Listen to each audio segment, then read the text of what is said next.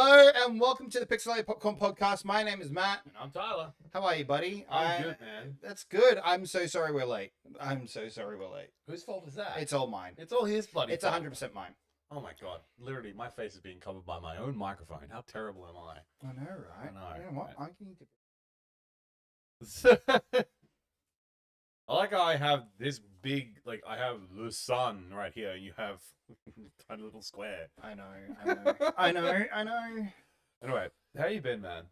I've been pretty good. You've been all over the place today. Today I have been. I have been all over the place today.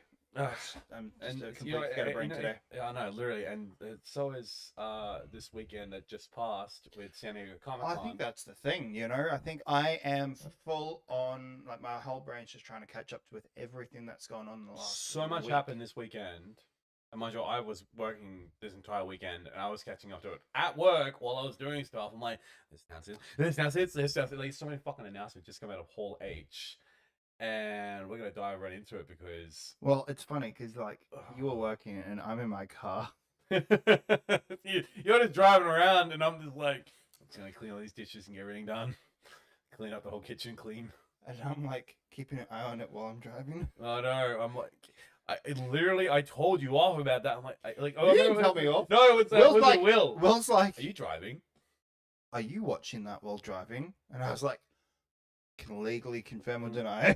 I'll legally confirm or deny that you are. But nah, Yeah, it's been a crazy weekend. It's been a week. It's not even the end of the week yet. We're in the middle of the week. Yeah. Well, it's been a week since Wednesday, so Literally, a lot has fucking happened. yeah. Like I said, it's funny that we mentioned last week, not a lot happening, and I think you remember, yeah, but there's always next week. I said that was about 2 weeks ago. I was like, it's been dead. Like, we're struggling to kind of make a lot of content, really. And then I was like, but next week will be a bit busy. And then the week after that, we're fucked. Yep, but in a good way. In a good way, Maybe for you, but not for me. you, it's like, yep. But goddamn, I am really excited to talk about everything. Yeah, well, that's going to be last.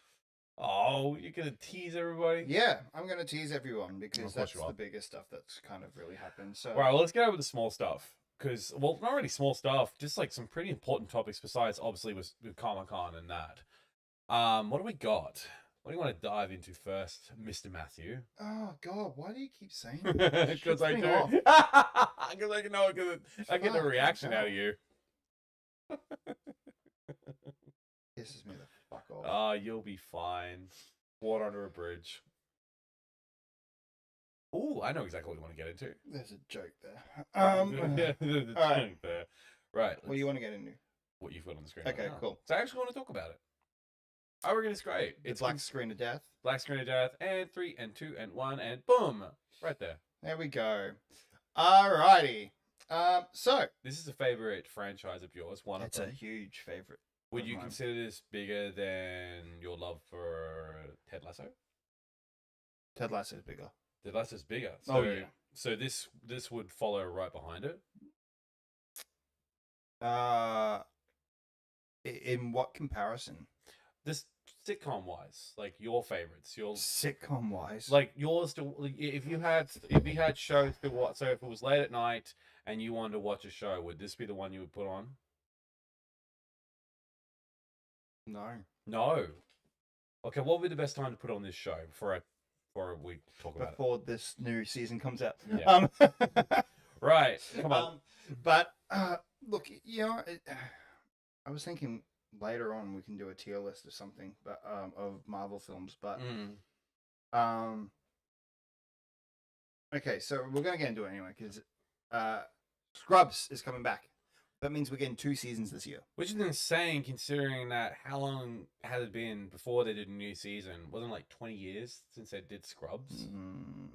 Been been a while since they did Scrubs before they did a new season. How long was the gap? Yeah, I think you said it was like a 10, maybe it could be like a 10, maybe 15-year gap. I don't think it's 20 years. That's No, too 20 long. years is too long. I reckon. No, 20 years would have been when they first started, bro. Yeah. 15. 15 years. Sorry, the gap between the original Scrubs ending and 2026 Revivals series premiering was 16 years, or roughly 15 years and 11 months from March 17, 2010 finale to the February 25th, 2026 revival. You said, I think we talked about this, you were not really a fan of how the original Scrubs ended. Oh, it depends on which one you're talking about. The last, not the, I think it was one of the episodes that was just, there was just a lot of people were just very disappointed with how it ended. I think you told me about that before. Are you talking about season 9? Yes. We don't talk about season 9. They don't even talk about season 9. Yeah, I think you told me that none of the cast liked season 9. I said it was like the worst season they ever done. Season 8 was the perfect ending. Yeah. But they literally finished it, and then ABC's like, can you come back for one more season?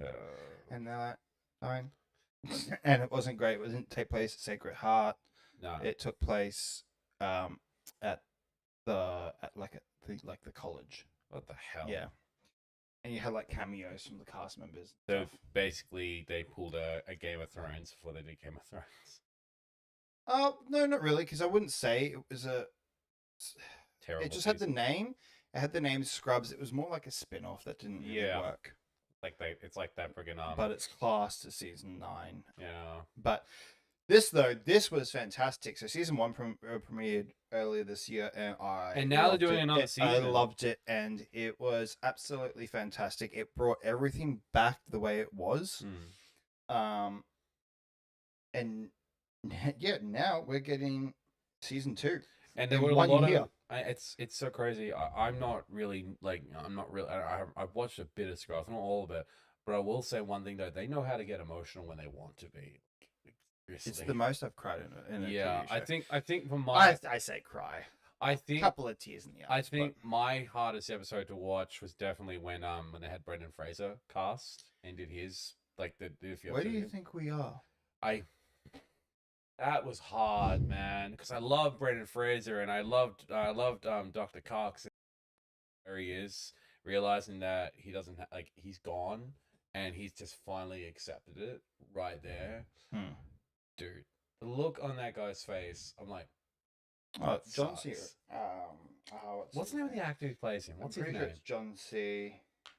Is it John C? I know McGinley. John C. McGinley. God, he's a great actor. He's done a bunch of. Have you seen him in Rooster? Have you watched Rooster yet? No. Oh, it's a good show. It's a good show. He's good with. He's mainly known for comedy. He's done action movies before. Believe it or not, John C. McGinley actually did a Steven Seagal movie way back in the fucking day. It was hilarious. It was the one that Steven Seagal actually directed. It was the only movie he directed.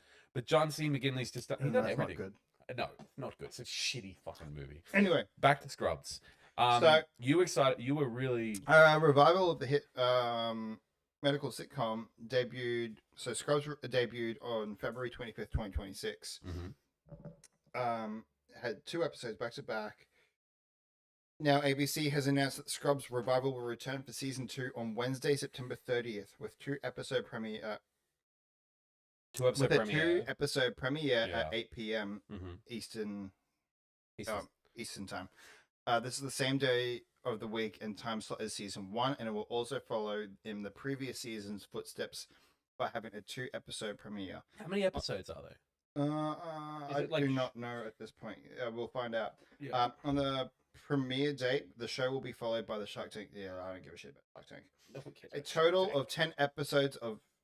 At 10 total episodes of 9, Scrubs season 2 will be slightly longer than its predecessor, but not by much. While this episode count is not uncommon for modern television, it is a significant difference from the original series, as the majority of seasons each ran for 22 episodes.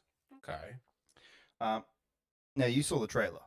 Well, it's not even really a trailer. It was more of an announcement video. It was stop motion. Yeah, it was stop motion. But it's like puppets or like clay. Look like clay. Yeah, it looked damn good. I just loved how they recreated the intro, but just in stop motion with clay. I'm just like, well, they're hanging out with Wallace and Gromit, really, people and that. But that's a great, funny way to like go. Hey, we're back in September. Yeah, which I think everybody's surprised. They're going, wait a minute, guys just did a season. You're doing another one in 1 year? The fuck? Yeah, I've never heard of a TV show. I don't know. There's not. No, not as far as I'm aware. But 2 seasons in 1 year? That's insane. Like, I'm excited. I really, really loved what they did in season 1 of the premiere. Wasn't him in the cast? Like the lead actor, Zach Braff. Zach Braff, yeah. He's done a lot of different stuff over the years, but Scrubs has made him a household name. Yeah. Donald Faison. Donald Faison is great. And then you've got Donald's he's been acting ever since he was a kid. Has he? Yes, he's done a lot. I saw a lot of different shows from him when he was younger that I saw with him. Before I even saw him in Scrubs. I was trying to remember what he did way back in the day. There was a lot he's done. Just can't remember exactly.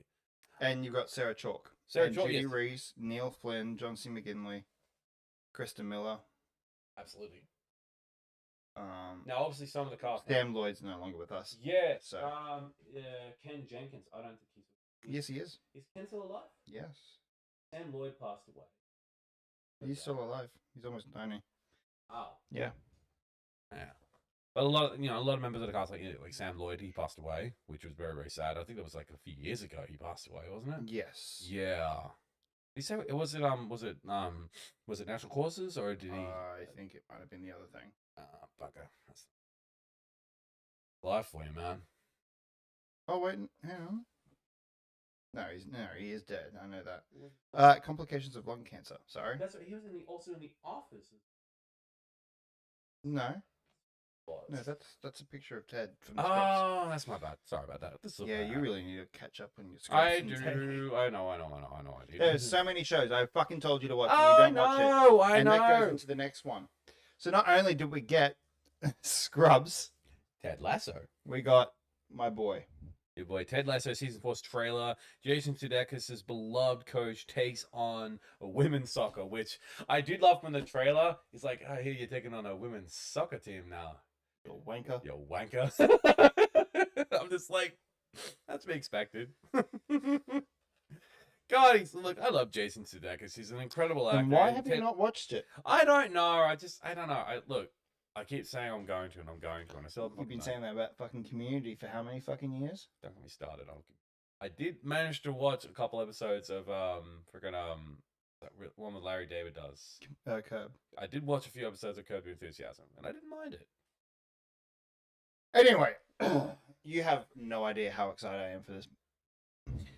You're so excited for it that you have something planned for next week, which I'm not going to get into, but you've asked to borrow some of my tools at home.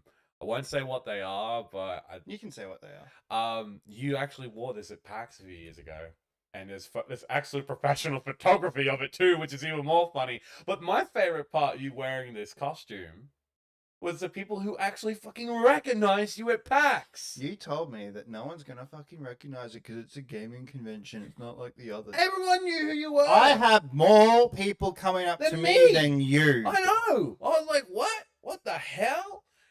But I actually was happy for you because I'm like, this is literally a last minute put together. I mean, if we're gonna say it wasn't last minute, I've had it for ages. I know, but you're like, it was I think it was like a week before. You're like, hey, I'm gonna bring Ted along. I'm like, wait, you're cosplaying? What's going on here? But the best part is you bought the biscuits while we were down there. You went to what were they again? What were they? It's just shortbread. The shortbread. You bought shortbread from like Woolies and that, and then put them in a container and took them with you to the con and just gave them out to people. Only the people that knew who I was. Yeah.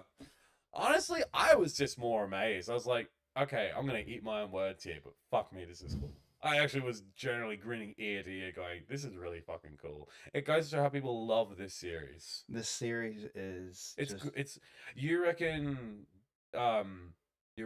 when they do end Ted Lasso, do you reckon Jason Sudeikis should be up for an Emmy for this series? Dude, this show's already gotten so many Emmys. Seriously? Shit. Yeah. Oh, yeah, it does. You reckon it should get more awards? It probably will. They've got another 3-season arc planned. And that's all it is. It's just like a comedy drama. Would you say it's comedy drama, or strictly just a comedy? It's got some drama stuff in it, but mostly comedy. Yeah, but I wouldn't even say comedy either. I'd say just uplifting. Uplifting, because it's won 13 Emmys. Fuck. Why have I not watched it then? I don't know. I've been telling you for how many fucking years? You've told me and my partner to watch it too. I've been telling you for about You know what? It's on. It's literally. All I hear. It's on the list. It's on the list. And then what do? You watch stupid shit on YouTube. Where we are live right now. Yeah. Hello. We're live on YouTube. Don't worry. YouTube's not stupid. We love YouTube. Anyway, Ted Lasso. Season 4. Did you ever believe they were gonna get this many seasons? I didn't think we were gonna get season 4 because season 3 ended beautifully. Yeah, from what you told me, you were very sad. I think when you called me, like, I just finished watching the last episode, and you were like, "Damn, it was good." Like, you were you were sad. I was sad. You were very sad. Like, you didn't believe we were gonna. You believe like this is it. Like, I'm not gonna get any more Ted Lasso. It's not only that. It's when you finish a series. Yeah, same with you go. I miss my friends. You know what? Because this show in particular, you watch these characters grow, like, as a human, and you just go, now I've got this connection with you. Like, you actually feel like you're a friend of mine now, that I've watched you grow into this amazing person. That was me. I used to watch this. This is a very old show, but me and my sister used to watch it all the time. It was on ABC. It was very old, like, show. It was called The Tribe. You ever heard of it before? I vaguely remember that. Me and my sister used to watch. Now, obviously, the series ended decades ago, but like they were playing, they would play every single episode on ABC Kids, and we would record it. We watched every single season, every single episode, and when we got to the end, we were like, I don't want it to be over. Yeah. And that's how I feel about with a certain, that's how I feel with when a series finally reaches that end. Like, for example, biggest one was with Supernatural and how it ended. I was just blown away by going, man, I can't believe it went for this long. It should have gone. It should have gone earlier than that. It should have gone earlier than that, but again, they were supposed to end like series like 10 or something like that. But they didn't say that. Thank God it didn't, because we got one of the best episodes, Supernatural, and that was the Scooby-Doo episode. I love that one. That was absolutely hilarious. But again, we talk about series as well, and how some of them can be quite sad. And I don't think I've seen any other season that can be quite uplifting than you describing Ted Lasso to me. I mean, I've got a whole fucking wall now. Yeah, I mean, in the corridor of Matt's house, he's got the blue and the yellow and the big letters of "Believe" down the wall there, and I do see the appeal to it. I think I'm going to break the curse. I'm going to do it. I'm going to watch it. Well, then I'm going to watch the first episode with you. What? Why are you going to watch the first episode with me? Why not? That's true. Why didn't you watch season 1, though? I don't give you excuses. Yeah, and? How are we going to watch it together, though? We'll find a way. Yeah. Why don't I just fucking watch it with you when you have shit? True. Well, I want to watch it at home and while I'm working on stuff. That's fine. Yeah. What? Well, you get this video call where you can just watch it on there. Sure, why not? Yeah. What if it's like 3 or 4 o'clock in the morning when I watch it? You know, full on, I'll be awake. But yes, no, look. This is a beautiful show. You need to watch it. Season 4 comes out next week. Wow, shit, it's out next week. It's out next week. What's it going to be on? Apple TV. Apple TV. So it's strictly an Apple TV series. Yes. But there are no other ways. There are no other ways. There are no other ways. Because I want this show to keep going. So we need the viewers. We need the viewers. There's no other way. There is no other way. There is no other way. It's the only time I will ever pay for Apple TV because of this damn show. But the new season picks up as Ted is facing a new challenge, coaching a second division women's soccer team. Alongside Sudeikis, season 4 sees the return of Hannah Waddingham, who is Rebecca. Yeah. Juno Temple, who is Keely. Mm-hmm. You've got Brett Goldstein. He's here. He's there. Mm-hmm. He's every fucking where. Roy Kent. Brendan Hunt as Coach Beard. And Jeremy Swift. I think that's Trent Grimm. Yeah. It's funny too, because actually when I think about it with Ted Lasso, there's actually an actor. No, that's Higgins. Sorry. There actually is an actor that was in Ted Lasso that's not with us anymore, and that's the actor that played Giles in Buffy the Vampire Slayer. Yes, I know, but you know what? Sucked in, Rupert. Literally, I know about it. Is that to do with the darts scene in season 1 where you throw in the darts and he's Rupert's just a prick. Rupert's just a prick. I fucking hate Rupert. We fucking hate Rupert. But there is so much I can talk about this show. But new additions to the cast, though, we've got Tanya Reynolds, Jude Mack, Faye Marze, I'm probably butchering some of these last names, Rex Hayes, Aslan Sharkey, Abby Hearn, and Grant Feely. The Ted Lasso, do you know when it first premiered? When did it premiere? 2020. So basically during the height of COVID. Yep. Damn, that must have been so quickly became a fan favorite, juggled off Apple TV. Since then, the show has been viewed more than 25 billion minutes. Yeah, that's insane. That I probably. I don't know. News of the show's season 4 renewal was first announced in March of last year, following speculation that season 3 will be the end of the series. Brett Goldstein, who plays Roy Kent and is a writer on the show, had previously told Sunday Times that the show was planned as 3 and had been written as such. In 2021, co-creator Sudeikis told Entertainment Weekly that he envisioned the story as a 3-season arc. I'm glad that they are willing to pay for those 3 seasons, he said. As far as what happened after that, who knows? I don't know. So they have no idea the future after season 4, do they? Well, no, they had no idea what to do after season 3. And how perfect that ending was. Like yeah, you said. Yep. So then they finally came with an idea, and I reckon it's a great idea. Except It's a new challenge. It's a whole new team. It's now the women's team. The men's team will not be in it. So they said that none of the men's team, the only person that is from the men's team is Roy Kent. That's going to be in it. That's it. Other than that, no other faces. Not that we're aware of. Not that we're aware of. They could literally keep something hidden, like some series do and that. Fun fact. Did you know that one of the actors is now an actual professional footballer? Oh, who's that? The guy that plays Danny Rojas. Actually now professional football. That's cool. That's actually really cool. I do and like you actually would know him from something else too. What's that? He was the bartender in the I think it's the mid-credit scene in No Way Home when he's talking to Tom Hardy. Oh shit! Yeah. I know. I remember that scene very well. It's also kind of crazy that it's sad enough that scene didn't really go anywhere, at least not as far as we're aware. So yes, Christopher Fernandez is actually a football player now. Him.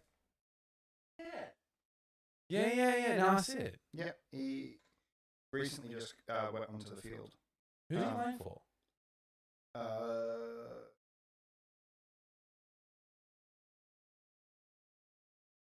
I've had a complete mind blank. He is playing for. Sorry. He was in Spider-Man No Way Home. He was in Venom: The Last Dance as well. Of course he was, yeah. He was also in Transformers: Rise of the Beast and Sonic the Hedgehog 3. God, okay, he's been in a lot. Yeah. So he is pursued a return to professional football. He trained with Chicago Fire 2, the reserve side of a Major League Soccer club, Chicago Fire, before trialing with the USL Championship side El Paso Locomotive. He logged approximately 30 minutes for the club in a preseason friendly against New Mexico United. Okay. On 12th of May, El Paso signed Fernandez to a professional contract. On the 11th of July, he made his debut for the club against New Mexico in the 2026 cool. USL Cup, after being subbed in for Rubio Rubin in the 79th minute. Damn. Yeah. Cool. So yeah, he is now a professional football player after Ted Lasso. Okay. So now he's going to be working in both television as a football player and on the field as a football player. Yeah. That's actually pretty cool though. You could teach people like on the set, like this is how you. He would, but he's not in the new season. Sure. Whoops. So, yeah, but look, I'm excited for it. The trailer alone already gives me so much joy, as it always does, because football is life. Before I continue, there is one more thing that, the show does mean a lot to me that I'm not sure if you noticed, but we do have a little hint at Ted Lasso on this set. I'm trying to figure out which This is fish. It's the fish. It's the fish. Is it a finished print? What do you mean? This is really cool though. Yeah, it's a finished print. Oh, I like that. I actually thought it was actually glued onto that. No, it's a little goldfish. Little goldfish. I just got it. Yeah, I was gonna say it just needs a bit of paint. So What's the meaning behind it? There's an episode. Sam struggles with something, and he's cracking the shits, and he goes to walk off the field, and Ted's like, "Hey Sam, come here. You know what the happiest animal on earth is? It's a goldfish. It has a 10-second memory. Be a goldfish." Yeah. Because it's a good way of looking at all the little small hiccups. Forget about it. Yeah. There's nothing you can do about it. Yeah, that's actually kind of uplifting. Yeah. Now I know why. That's actually really cool. Now I'm gonna think like that now. Mm-hmm. You'll watch the show and you'll be like, "Fuck, I want to be like Ted." He definitely sounds like the most happiest guy. He is. And Jason Sudeikis really brings that character to Yeah. life. The show's so big that they were at the grand final. Yeah. Ted Lasso showed up at the grand final of the FIFA So World Cup. Jason Sudeikis showed up like actually as Ted. Yeah. With full character and everything. Yeah. That's insane. That's actually really cool. It's gonna turn into a fucking Ted Lasso podcast soon. That's been my secret, man, the whole time. The whole time. Yeah, because they introduced Bieber Bieber, of course. on stage. And they got Ted Lasso to do it because why not? That's just pretty cool though, with a lie. Yeah. Yeah, I'll quickly show you. Mm.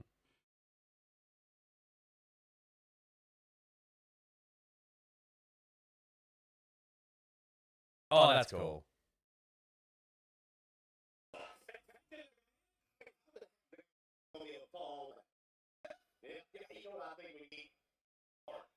Someone that has soul. Someone who can bring the love. Like, 7 years ago, always up. All right, young man, go. Okay.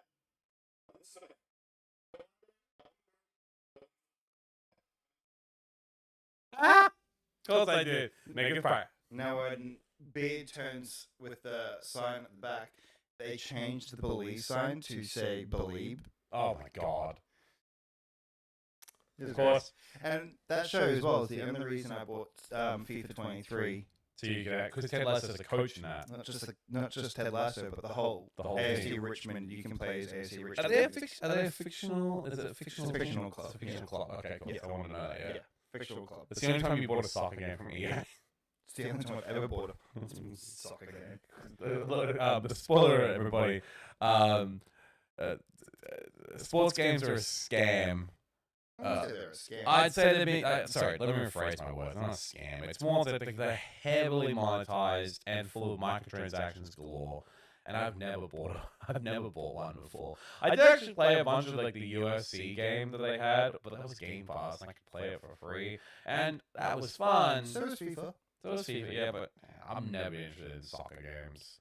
You will be after this. We'll be after this. After all Ted Lasso. Anyway, same. I know. All right. We need to get off Ted Lasso. As much as you love talking about, we have other things we need to talk about. Anyway, so next week it will be like this for a couple of weeks while the series is going. Yeah. There will be a new segment where we will be doing a review. Well, I will be. You won't be. No. I can't because I haven't watched it. Unless you can smash out 3 seasons in a week. How many episodes each? I think like 8 or 9. Got a bunch of things you need to work on. Yeah, good. So then, Yes, hopefully. So tonight when you get home. It's going to be so late when I get home, though. Nothing wrong with that. You just said, so if I watch it at 3 a.m. So yeah, I'm not falling asleep. The plan is. The plan is.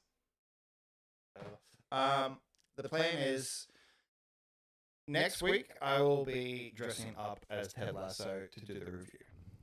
And I love the fact that even though you have a mustache, you have to make it a bit thick.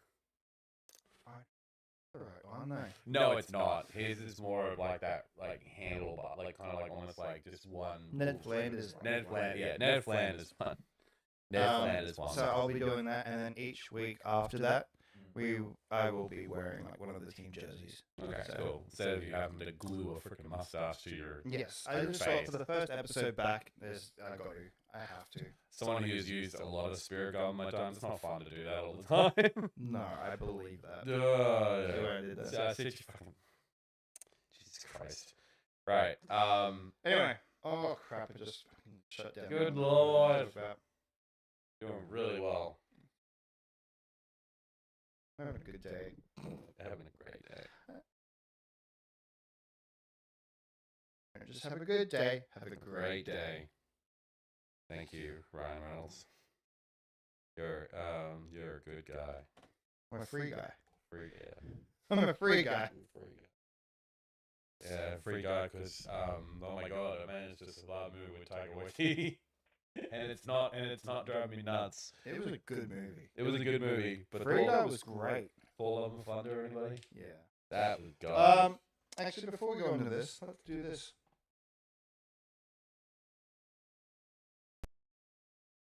Oh no! What happened? What's happened? Oh no! I don't know what's going on there. What has happened there? We're so sorry, guys. We have no idea.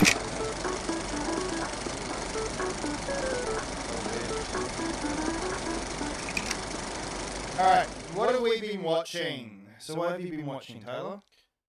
I've actually just started watching Invincible. Oh! And believe it or not, I got my dad addicted to it. He likes watching I it. thought you were going to say, believe it or not, I've already ordered a new cosplay. No, look, as much as I love the Invincible stuff, I don't think I'm gonna cosplay anything from Invincible because like I don't suit the spandex suits in that. I don't really suit them. I don't really like wearing them too. It's not my style. What was the last spandex suit you got? That was Batman. No, there was one that you did. You got one. You sent me a photo of it. When was that? Might have been Spider-Man. Like last year. Spider-Man Punk, maybe. It was like last year. Can't remember. No, it was Yeah, coming- yellow hair. Yellow hair. I can't remember. It was a long time. It was like a blue suit. Oh, what was that? Like blue, red, and white. It wasn't Cap. No, I cannot for life of me remember. I can't remember. Anyway. Yeah, we're watching Invincible. We just started watching season 1. Damn, it's good. I really love just the animation style for it, and Jesus Christ, the superstar. Anytime Omni-Man does anything, and knowing it full well that that's J.K. Simmons, my partner didn't know who J.K. Simmons was until I told her. She's like, "That's J. Jonah Jameson from Spider-Man." She's like, "What?" I'm like, "Yeah, it's him. He voices it. This is like an important character in him because, like, when I think of Omni-Man, you think of the voice of fucking J. Jonah Jameson." And she's like, "Wait a minute, the guy that screamed Spider-Man, all the memes." I'm like, "Yeah, him." And it's great because Steven, like, none of the people also know, but it's Steven Yeun who voices the character of Mark Grayson, friggin' Invincible. Yep. And the best part, I think, by far, is when, and look, if you haven't seen season 1, I think it's cool. It's a bit of a spoiler. Omni-Man fucking destroying the Guardians of the Galaxy. Dude, he ripped them into fucking pieces. Like, he just shows up and he's like... I haven't seen it. So you haven't seen it? For me. You haven't seen Invincible? What? I'm not gonna... Here's the thing, though. You don't know which episode it happens in. You have no idea where it happens. So realistically, it's not a spoiler because you don't know what Well, happens. it is, because I know it's going to be coming still. It's like Yeah. telling someone there's a twist at the movie and you're like, great, when the fuck's the twist? I'm not telling you. Here's the thing, though. The build-up for it is insane. What have we got there, Matthew? Someone called Punisher says hi. Hi. Bye. I think more than anything, you would like Invincible. Oh no, I know I will. I plan on watching it. Yeah, it's should be on the. It should be. Actually, Yeah, it's on Amazon. It's on Amazon. Yeah, so it's an Amazon series. It's good. Like, it's damn good. We're only like 3 episodes in. I'm already hooked. We're gonna watch a couple more. We're gonna watch a couple more probably tomorrow and that. Okay. It's really damn good. We enjoy it. Yeah, great. Fuck yeah. What have you been watching, Matthew? No, Scrubs. Ted Lasso. no, a little bit. A little bit. But what have you been watching? Last night I watched I was watching Family Guy again. Really? So you going to watch old school Oh, Family yeah, Guy? I was on season 3. Oh wow! Yeah, yeah. It still amazes me that. That was after That's after I was in the car ride home last night from work, and I was like, I want to listen to stupid songs, and then the next minute a bag of weed comes on from Family Guy, and I'm like, fuck, man, I missed this show. So I watched that. Whoa! Sorry. Careful. And then otherwise I tried to watch a bit of Brave New World. So you actually did. You can't. I got like 10 minutes in, and then I went, Wow, you couldn't even finish watching. I wasn't it? paying attention. Are you gonna try again? At that point, I'll let everyone know I have ADHD, so my meds were starting to completely go. So I was just kind of like distracted. I think that was the major problem that Brave New World had, is the fact that you just nothing could hook you into it. And that's coming from, look, listen, I do have ADHD as well. I don't really take the medication for it anymore because I have reasons why. But yeah, you got the wrong one. Yeah, that was a lot. You're just gonna find the right one that works for you. No, it's more the fact is that the medication I got put on when I was younger, it was extremely high doses when it shouldn't be, and it's messed with my head. So that's why it doesn't really. That's why I was the same. I felt like a robot back when I was a kid. But yeah, now I'm on these new ones, and they're yeah, better. I don't know. I think more than anything, just look. The problem with Brave New World is the fact of they tried to put a Hulk story in a Captain America story, which does not work.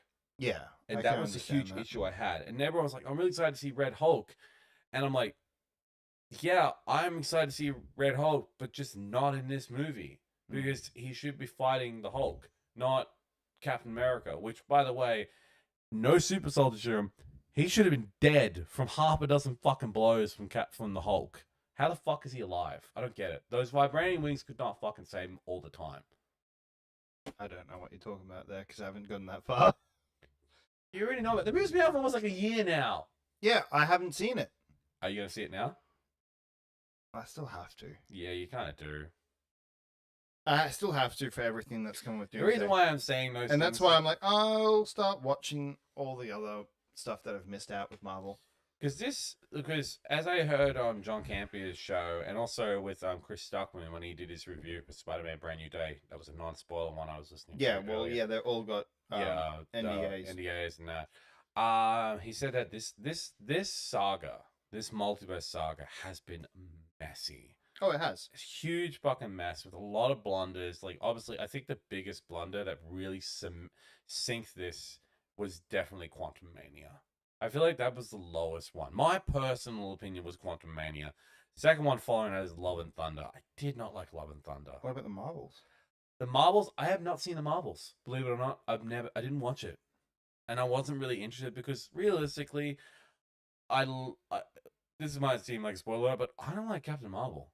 I generally don't like the character. Because if I've listened to the entirety of Civil War 2, she is horrible in that. She literally is like, okay, so if you've not heard the plot of Civil War 2, basically the main fighting parts in that, you've got freaking Carol Danvers and you've got Iron Man. And the reason why Civil War 2 starts is because one of the mutants on that Brie Larson works with is able to see the future, and they actually see Miles Morales' Spider-Man kill Captain America. And that's what sparks this whole debate. Tony doesn't believe that the kid should be arrested. Carol does. And Carol literally is acting like military commander. But I loved as well that when there's a part in it where Captain America shows up and like Carol's like trying to pull rank and he's just not listening, and she's like, "Are you listening to me? I'm a major in the army. I'm a major in the army." And he's like, "Cool, I'm a captain," and just walks away. Doesn't give a shit. Well, you know what? Let's hit forward. While we're on the topic of all of that stuff, why don't we actually get into what I was going to do later on in the show anyway? But let's do our tier list of the MCU. Right. So we have never watched D, C, oh wow, B, A, and S. That's actually cool. You actually have the like full on like tier list there. Oh. So let's start off with the Let's first start- Iron Man. I watched it. Loved it. Yes. So That's what high. would you put it as? Considering that was, obviously this is the film that started the whole MCU, it's definitely high up there. What are tiers there? What do you got there? Like S, A, B, C, D. You never watched. S for me. I would say an A. You say an A? I would say an A. I'd say an S. As this is not just Iron Man. This is all of the MCU. Mm. There is a lot there. So I'd say. I'd, You know what? I'd say Actually, let's give it. I reckon let's give it a nice solid A. But like top A.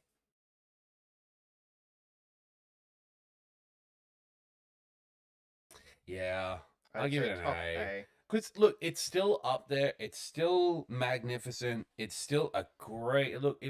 If I wanted to, I'd go back and watch the first Iron Man movie even today. Oh, Even though yeah, it came would. out almost like came out it'll, literally in a couple of years. It'll be 20 years. Yeah. It'll be 20 years in 2028. I'd still go back and watch it because this was a movie that not only did it start the MCU, but this is the movie, in my personal opinion, that actually saved Robert Downey Jr.'s career.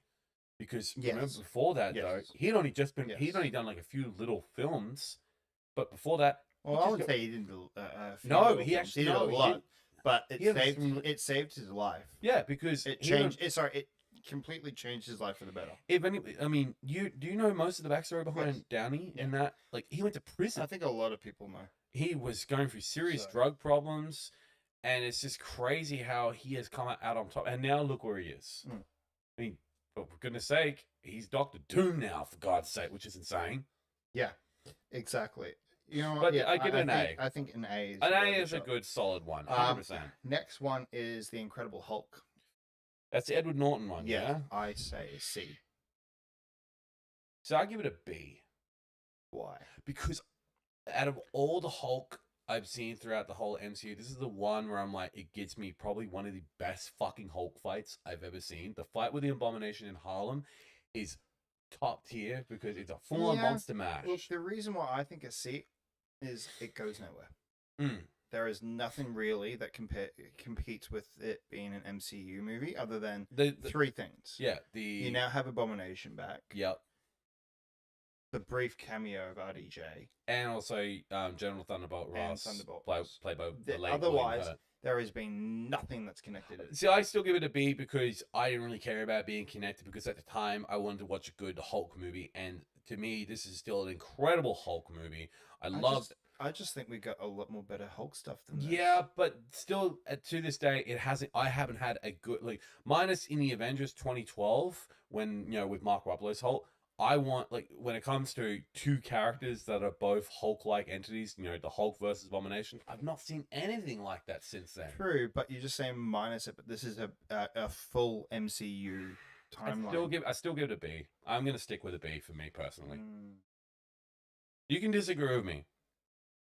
I'm giving it a B. Or do we have to vote on this together? Let's put it at top C. Top C. All right, look, I'll give you a top C. All right, I'll give you that. Top C, because then that way it's like on the borderline of being a B. Yeah, that's it. That's it. Iron Man 2. See, there were aspects to Iron Man 2 I enjoyed, but I'm giving it a low rating for me. So what's your low rating? I'm gonna give it a D. I'm gonna give it a D. I do not like Iron Man 2. I think the villain in that is just weak. Mickey Rourke. I think it's better than 3. You think? Yeah. See, I'm still gonna stick with a D for me because Well, then it's going ahead of Hulk. Because I think it's I just don't like. Look, I'm the same in Iron Man 3.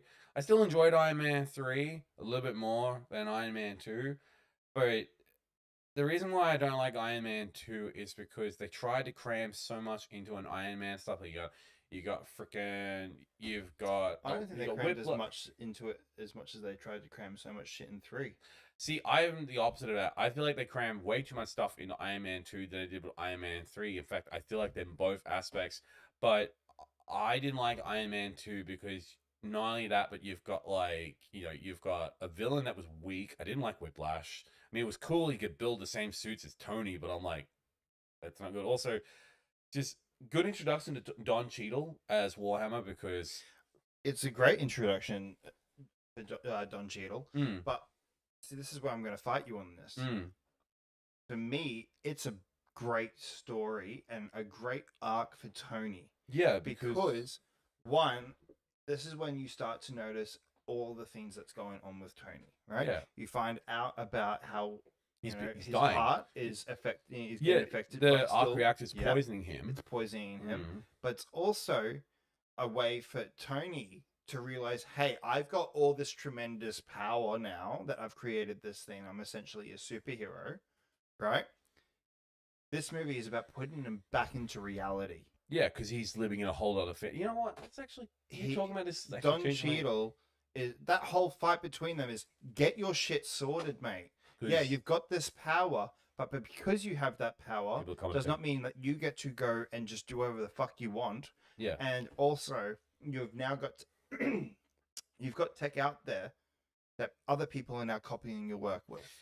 Like we need to sort this. Freaking Justin Hammer, the movie played by what's the name of the actor played him again? That's really great actor. Yeah, I know. Can't think of that actor's name. I can't think of the name of. But because of that, that's why I think this movie is better. You know than what? 3. Fuck it. I'm gonna swap it around.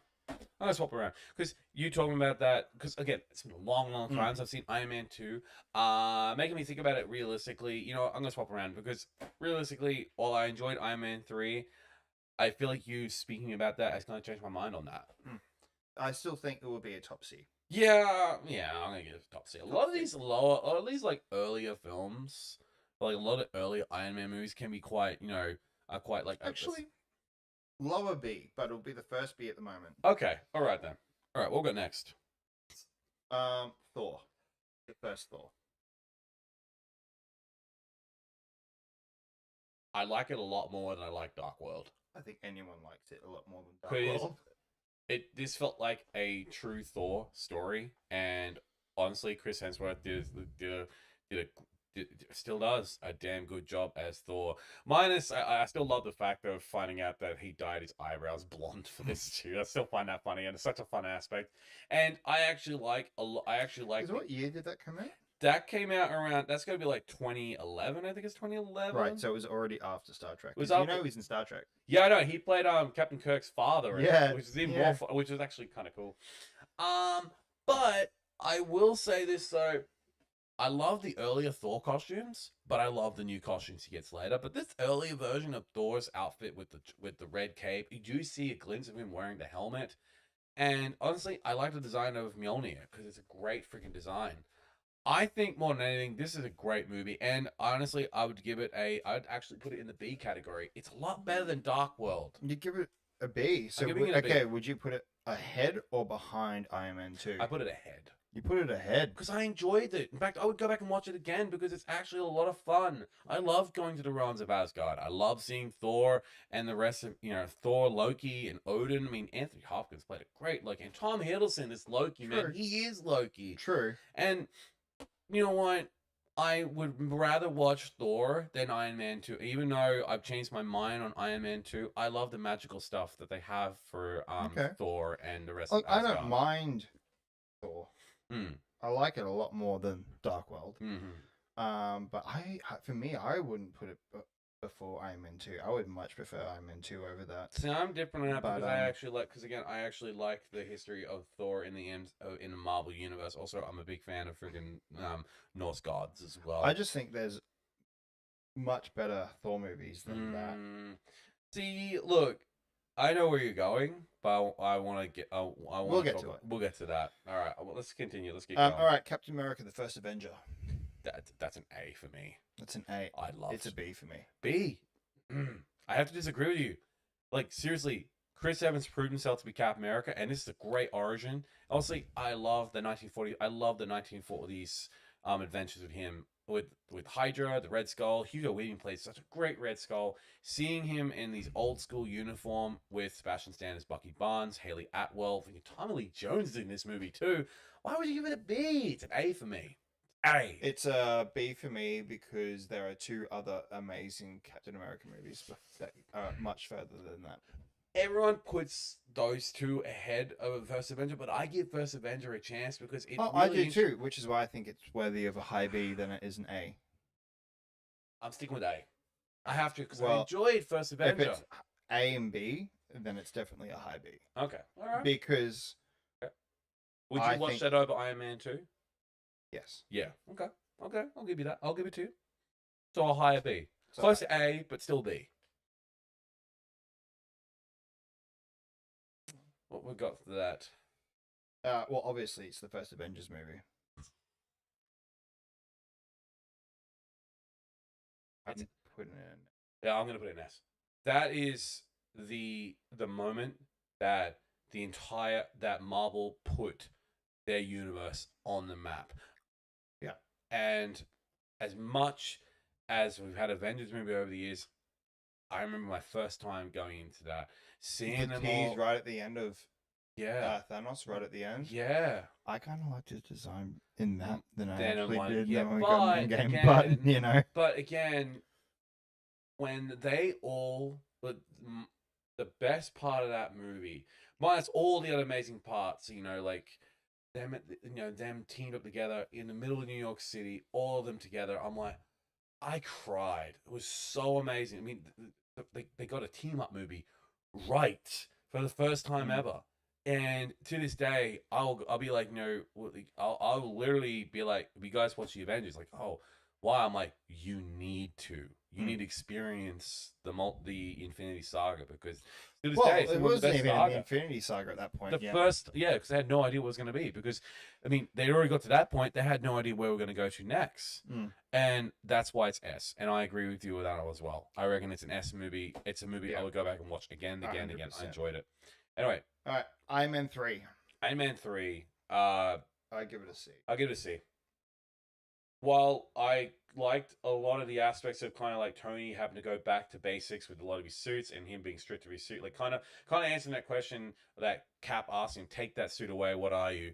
And he's like, genius, billionaire, playboy, philanthropist, and he is a genius. But I feel that the villain for it is incredibly weak. Like, you tease the Mandarin, and it's not even the fucking Mandarin. That's what shits me off, and that's Yeah. what puts in the C tier for me. And look, I love freaking. I'm an actor. Oh, fuck off. Fuck No, you're off. not. Look, I love Well, Ben. he is, but I love Ben Kingsley. I do, and I would have loved to actually see him as the Mandarin, the proper Mandarin. But what the fuck was that? Yeah. And was it Guy Pearce? Was it Guy Pearce? It was Guy Pearce. Yeah, and I'm like, I just hated his character. And also, they shoved in one of my favorite Iron Man stories, the Extremis story, which is so fucking cool. It's literally a technological virus that freaking Tony gets, but they twisted it around in the MCU, and I'm like, oh, fuck you. Yeah, I agree. Also, it gave him one of the best fucking looking armors in the comics. The Extremis armor is still one of the most awesome designs for Tony. Well, that's what I was going to get into. I also don't like, because it kind of contradicts everything else from for the MCU moving forward from that. Yeah. Because he destroys all of his suits. He goes, that's Yeah, I in don't the want next to be in it movie. again. And the next Avengers movie, he's got all these new suits again. You're like, Yeah, I'm like, what? Didn't you mean to destroy all these suits? Like, what the fuck are you doing? Why are you destroying all these suits? Like, why? It didn't make sense. Really, That's yeah, why but it's a Marcus lower. It's a C for me. It's a low C because I would not back and watch it again. I didn't like a lot of the aspects for it. Also, no offense to anyone, but Ben Kingsley as the fake Mandarin, and then Guy Pearce claiming to be the Mandarin. Fuck off. No, I'm done with that shit. I agree. What did you do? Don't tell me you reset it all. No, I didn't, but somehow it's made this way too big. Oops. Oh, for God's sake, Matthew. All right. Technology. Okay, technology. It's just pissing me off today.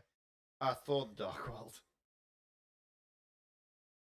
Put that down low where it Yeah. deserves to go. Honestly, while some aspects for it I liked, everything else abysmal. I hated the villain, even though I love the actor that played him, Christopher Eccleston. Shout out to Doctor Who fans. Everything else just felt. Oh, I forgot that was him. Everything else just felt flat. And honestly, he's such a forgettable villain. And Malekith It's a is my- forgettable movie. Yeah, look, Malekith in the Because comics. also for me, you know who else was in that? Who else was in Chris that? O'Dowd, aka Roy from the IT Crowd. Shit, I forgot about that. So that shows how forgettable this movie is. Yep. And honestly, you had more of like Natalie Portman playing much more of a role in it, like a bit more than in the first movie. But honestly, she felt like she was doing more stuff than what Thor was doing. But what makes it even more is they basically just had to do it because they needed to show the one of the Infinity Stones, the Reality Stone. But like, it's in one of the worst Thor movies. I hated it, but don't worry, there's another Thor movie we're going to talk about. And no, it's not that one. It's the other one. Okay. Thor: Dark World is low for me, very low. The Winter Soldier. S. That's by far, actually, you know what? Ahead of Avengers. I'm not going to argue about that. Yep. Is by far the best. It's my partner's mine and my partner's favorite Captain America movie all time. He introduces the Winter Soldier, Yep. the best freaking villain for Cap to deal with, because spoiler alert, it's Bucky. But what makes it cool is the fact when we first watched it, we didn't have any idea. It's not even about it being anything to do with like the MCU. It is just a fucking well-written movie, and it's also one of the best spy movies we had in a very long time. That elevator fight is the best choreographed fight I've ever fucking seen. The fact you managed to do I can that. fight you on that. Really? Yeah. Best choreographed fight for me, Vader. Vader? Seen. Oh yeah. Look, no, I meant let me finish in the MCU. Okay. One of the best choreographed fights in the MCU is that elevator fight, because you can't tell me that everyone's like, oh man, how are they gonna do this? They fucking did it for real, because Chris Evans is a professional and everybody who worked in there were the actual stunt doubles. Also, if we're just talking like in general, like the best fight choreography, anything from like the Bourne series. Oh god, yeah. That's by far the best I mean more fight for choreography. MCU, But for for MCU, fights. yeah, I For, know. But like, for MCU, yeah, I agree. I'm not counting space battles or even like. I agree. I mean, for goodness sake, my favorite part is when he literally just picks up one of the guys and just smashes him into the ceiling. I'm like, shit. All right. It's just such a good movie. Such a great movie. In fact, I want to watch it. I've watched it so many times, and I know all the scenes for it. And it's my partner's favorite because she is a huge Bucky Barnes fan. She's cosplayed as the Winter Soldier, and she loves this character. And I don't blame her, because Sebastian Stan has brought this character to fucking life, and I'm glad he's showing up again in Doomsday. Yes. Really fucking cool. That is a S, and that is It over will the always Avengers. be an S. Always be an S. Okay, moving on. Guardians of the Galaxy, the first one. I'm gonna give it an A. I'm gonna give it an A. I reckon it's great. It's a damn good freaking. It was a very, very ballsy move for the MCU. It was Chris Pratt. Yeah, it's not even just because it was Chris Pratt. It was so different. It's because they were the fact that there were not really well-known characters other than people in the comic world. But now, because of the first movie, they are well-known characters. Yep. And they are cute. I mean, for goodness sake, Yep. you talk about Rocket Raccoon, you talk about Star-Lord, like, oh yeah, Chris Pratt played him. I'm like, Also, Dave Bautista. but also a lot of these actors too, they were unknowns, except for Chris Pratt. no. Well, Zoe- there was Chris. Zoe- there was Chris Zoe Pratt, but Zoe he was Saldana, not known as someone like this. Yeah, but Zoe, Vin Diesel. she was. Yeah, but I wouldn't He was say. a voice. I wouldn't even say he was a Vin Diesel. voice. Yeah. But and same with Bradley Cooper. But Zoe, Zoe. Yeah. 100%. The only reason why she was the one actor I would say in that Yeah. that was well known is because of Star Trek. Because of Star Trek. But the thing is, though, there was one actor in it that blew me away, and even to this day, I still think he was a great choice, and that was Dave Bautista. Because before Bautista was even cast in that, He was a wrestler. He was a wrestler. I mean, he's a multi-time world heavyweight champion. Yeah. He left wrestling because he was done with it. And what blew me away more, that if he did not get this role, he wasn't going to go anywhere. He was going to go back to wrestling because he was broke. He had no money. And yet somehow this is a character he resonated with. It impressed James Gunn so much, he hired him. That's why we have Drax the Destroyer. And Drax is a great character, and I love Batista. I'm just glad he did it one last time for Guardians Volume 3. Yeah. And he won't do it again. He's done with it. That we know of. That we know of, but I know Dave Bautista. Well, Yeah. you don't know Dave Bautista. I know his work ethic. When he says he's done something, he doesn't want to do it. Like, for example, he will never return to wrestling. He had a perfect but ending. how many times though, Tyler, have we heard actors say, "Nah, I'm done with that character. I've moved on." Oh, but all of a sudden, a fucking truckload of money shows up at their doorstep. Oh yeah, now I'm back. Gene Hackman and Superman 4: The Quest for Peace. Hugh Jackman, bro. Friggin' Gene Hackman. Hugh Jackman. Yeah, Hugh Jackman. Yeah, sure. How many times has he said, "I'm done with Wolverine"? Yeah, that's true. He's like, how many times did he do it? He's still doing it. He's still doing it. He's still friggin' Patrick Stewart. I'm Patrick done Stewart. playing Picard. Charles. Or friggin' Picard. I wouldn't say he was done with. He Picard. came back to Picard after decades, Hmm. but he's done Professor X a bunch of Yeah. times. Ian McKellen. Yeah. See. No, There's do so I many- go on? Yeah. Tobey Maguire, Andrew Tobey Garfield, Maguire, fucking Wesley Snipes. Wesley Snipes. See. So never say never. Never say never. Yeah. All right. Now this one, I'm gonna change it up here a little bit because of what's because they've split them into the seasons. Mm. So I'm only gonna choose one for the season. Is this but- Daredevil? Yes. Okay. So I'm gonna choose season 2 as the cover art, but we're just gonna say Yeah. it's just the Netflix Daredevil. Okay. So Netflix Daredevil season 1 S. Yeah. I'm not gonna argue about it. That hallway fight lives in my Without mind. even the fight. Without even the fight, it's just it was so well written. Charlie Cox is Daredevil. I'm gonna get like he's like, oh, he's not played up. I'd say He it's is after the Daredevil. first Avengers movie though.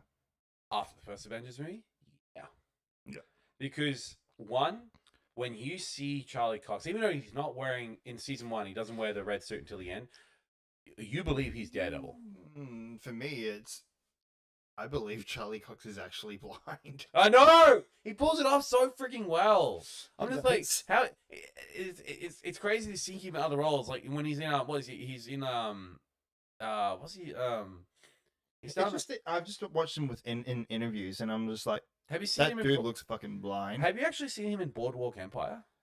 Yes, I forgot about He worked that. with Yes. Steve Buscemi. And even in that, I'm like, that dude's blind. What about a star is no he did one with like Michelle Pfeiffer and all that, like a fantasy one with Robert De Niro and that. Long it was when he was very young. With Claire Danes and that as well. But yeah, look, no, it is definitely an S tier because it is by far some of the best bits of television I think I've seen in a very long time. And season 2 it just got even fucking better. Every season. And when we got to season 3, and sadly the Netflix era of Daredevil ended. Honestly, season 2, I'm still gonna put it an S because it was just I'm gonna say an entire season him in the Daredevil suit taking on not just taking. I mean, for goodness sake, season 2 not only introduced Elektra, but it introduced one, in my personal opinion, and I don't know if you agree or not, one of the best interpretations of the Punisher I've ever seen. John Bernthal. I mean, for goodness, he's in friggin' he's in the brand new Spider-Man, and Spidey. I mean, he's had his own series. He had the special presentation, and the Punisher One Last Kill. Honestly, season 2 is an S tier because of how Just uniquely all of them. all of it. All of them. All of it. All right, moving on. For me, this is very underrated. What's this one? For me, I think it is underrated and overhated. Is this a television series? No, This is a movie. Age of Ultron. Age of Ultron gets it's underrated and it gets overhated, but I will give this an A. You will hate me. You know where I would put it? Don't put an S. I would put it ahead. A what? The first Avengers. No, I'm sorry. I have to disagree with you. I love the first Avengers movie more. But I'm gonna put it in A ahead of Guardians. I'll give you that.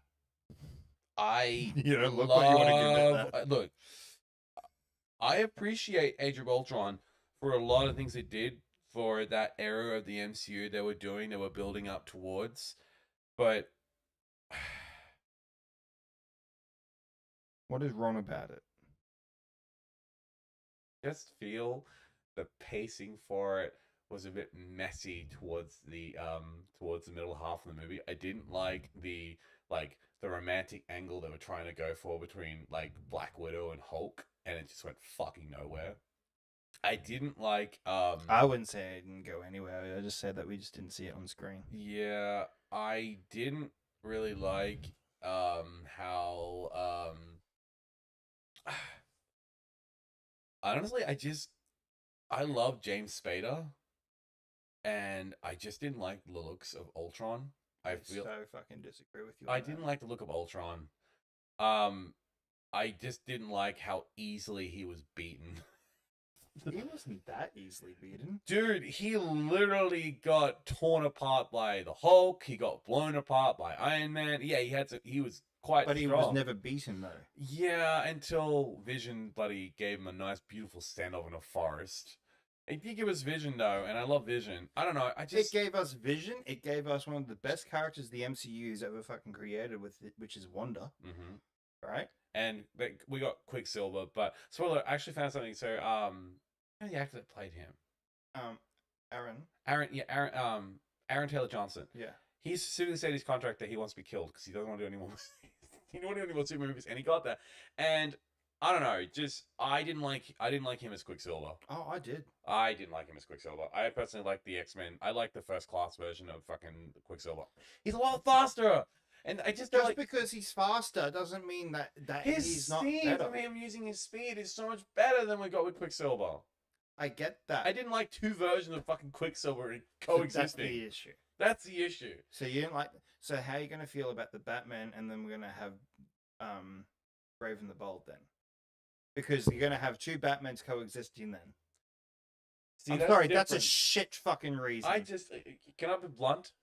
I don't like Quicksilver. I just don't. I prefer the Flash. Oh, I agree. I'm just not a fan of the character. Then that doesn't mean that it should disadvantage the movie.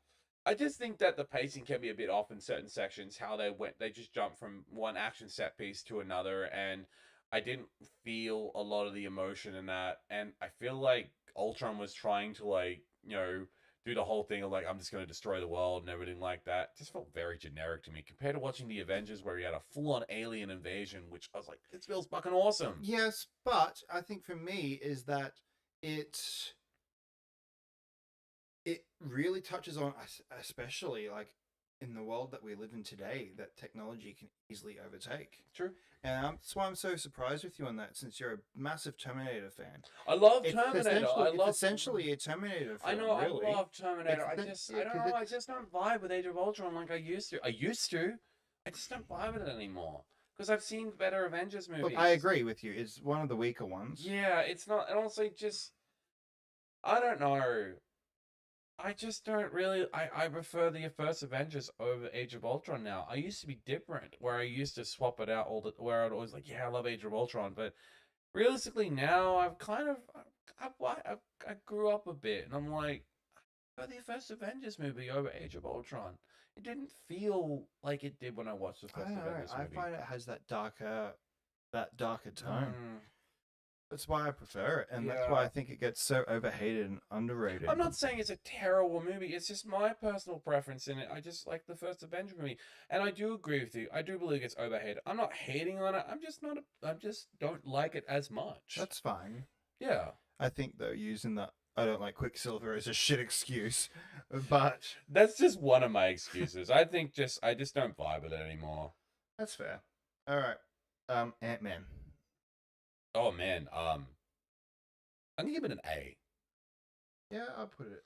Because I would put it behind Iron Man. I'll put it behind Iron Man because look, honestly, I loved Paul Rudd is amazing. And in fact, you got freaking you got Michael Douglas, what's the name of the actor? Evangeline Lilly, who's she's not even acting anymore. She's retired because of injuries. Yeah.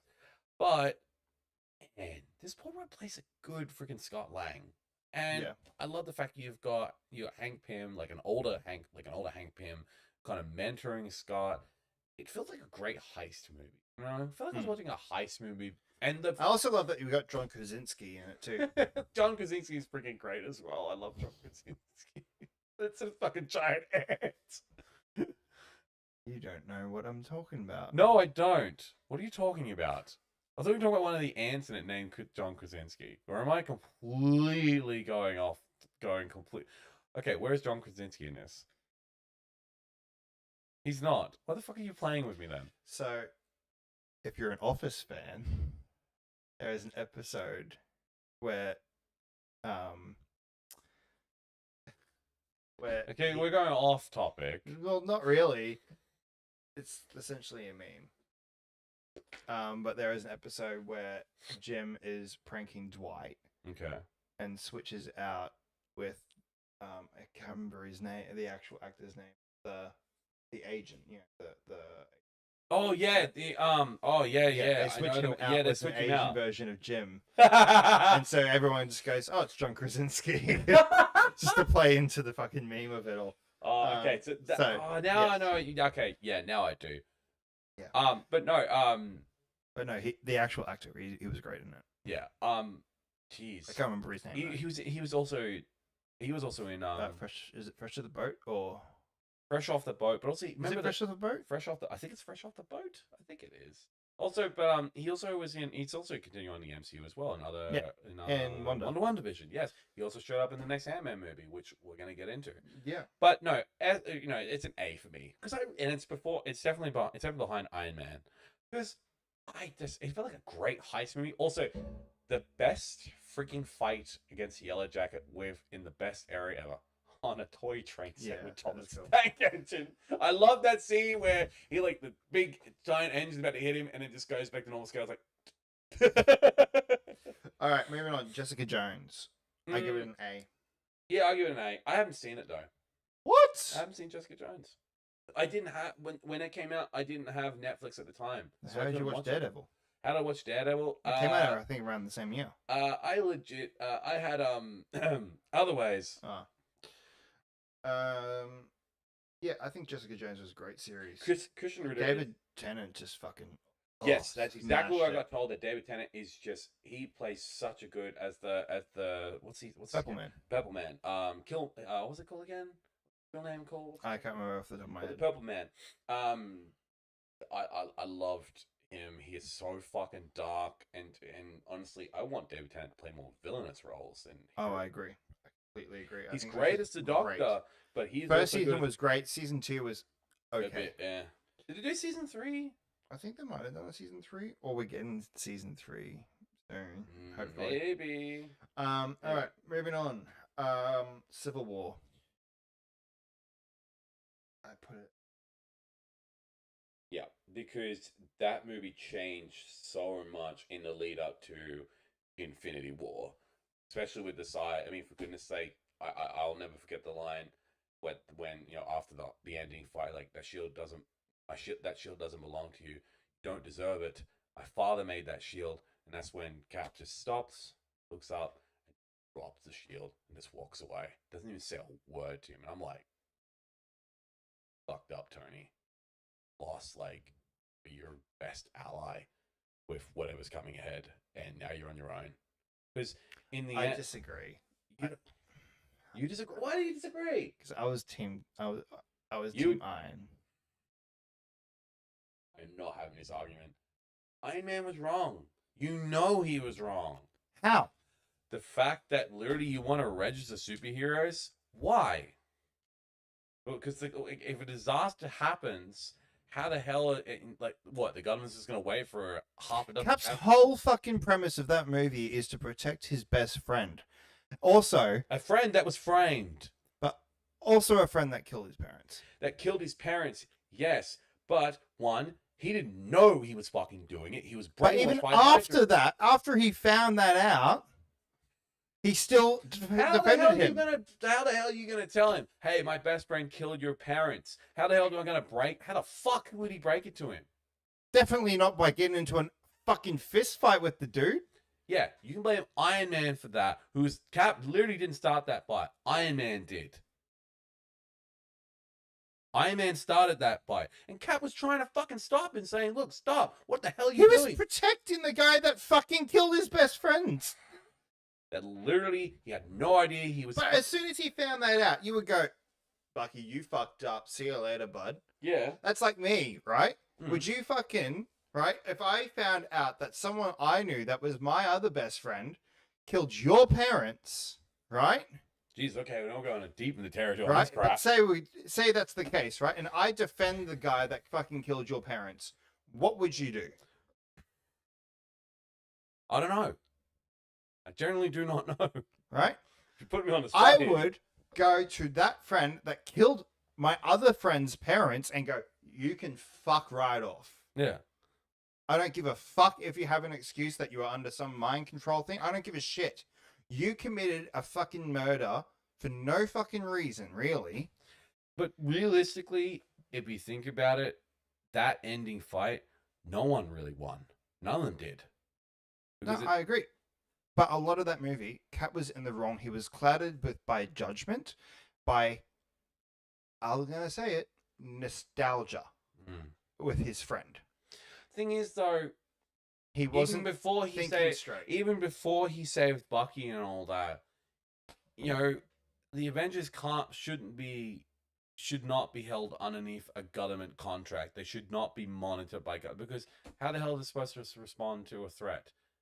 You can't enter. Oh, you need to wait for jurisdiction before you can get into a country like that. Well, people are fucking dying. What do you want to do? You want to stay here and just twiddle our thumbs until you give us authorization?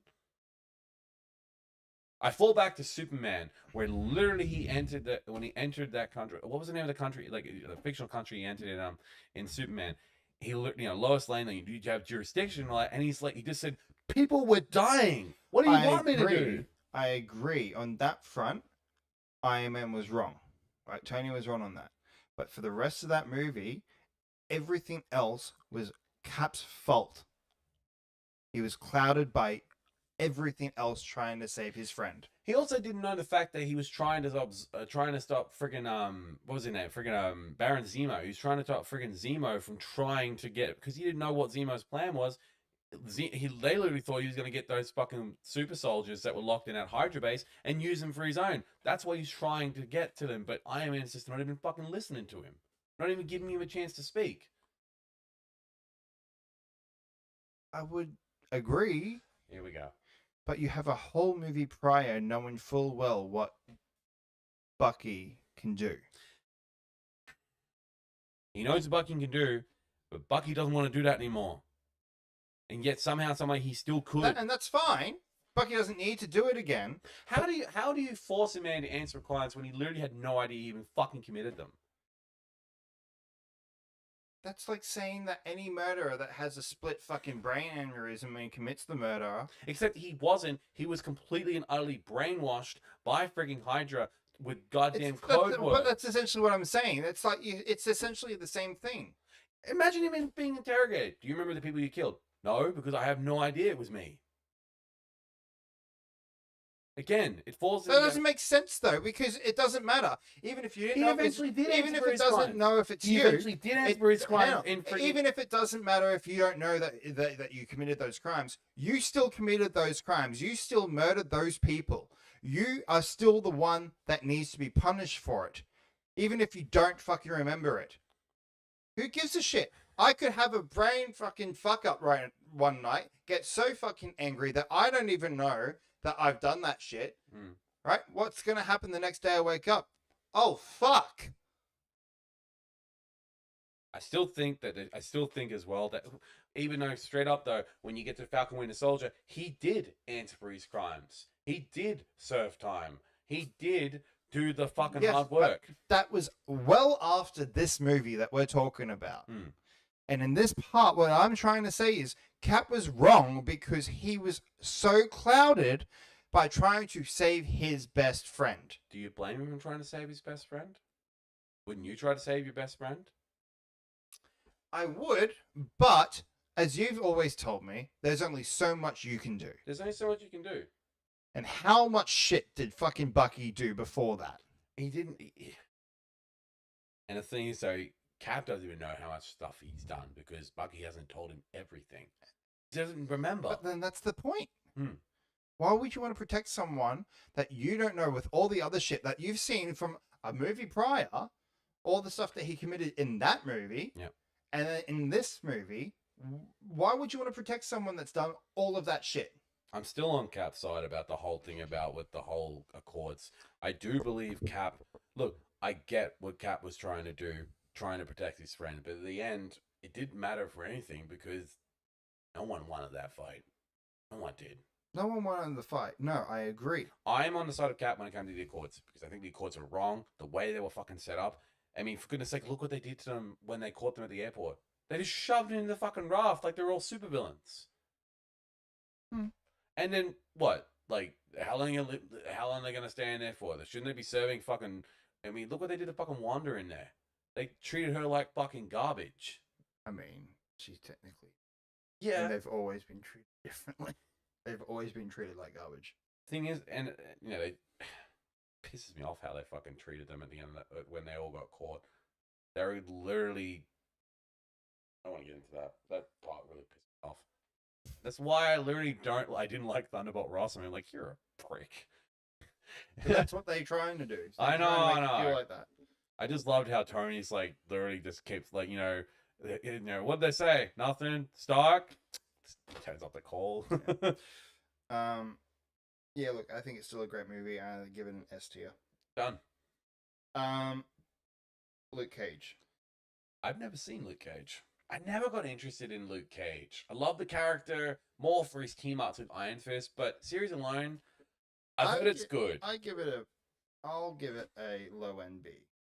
Yeah, I was gonna say because Mike Coulter is great as Luke Cage. I'm excited to see more of him because he is confirmed to be. Yeah, they all are. They all are confirmed. I'm still waiting on freaking Finn. Did say something about Finn? It's Iron Fist. Okay, good. Dude, there was a whole set photo. We brought it up. That's right. We did too. The whole set photo on season 3. Was it season 3? Season 3 of Born Again. All right, Doctor Strange, the first one.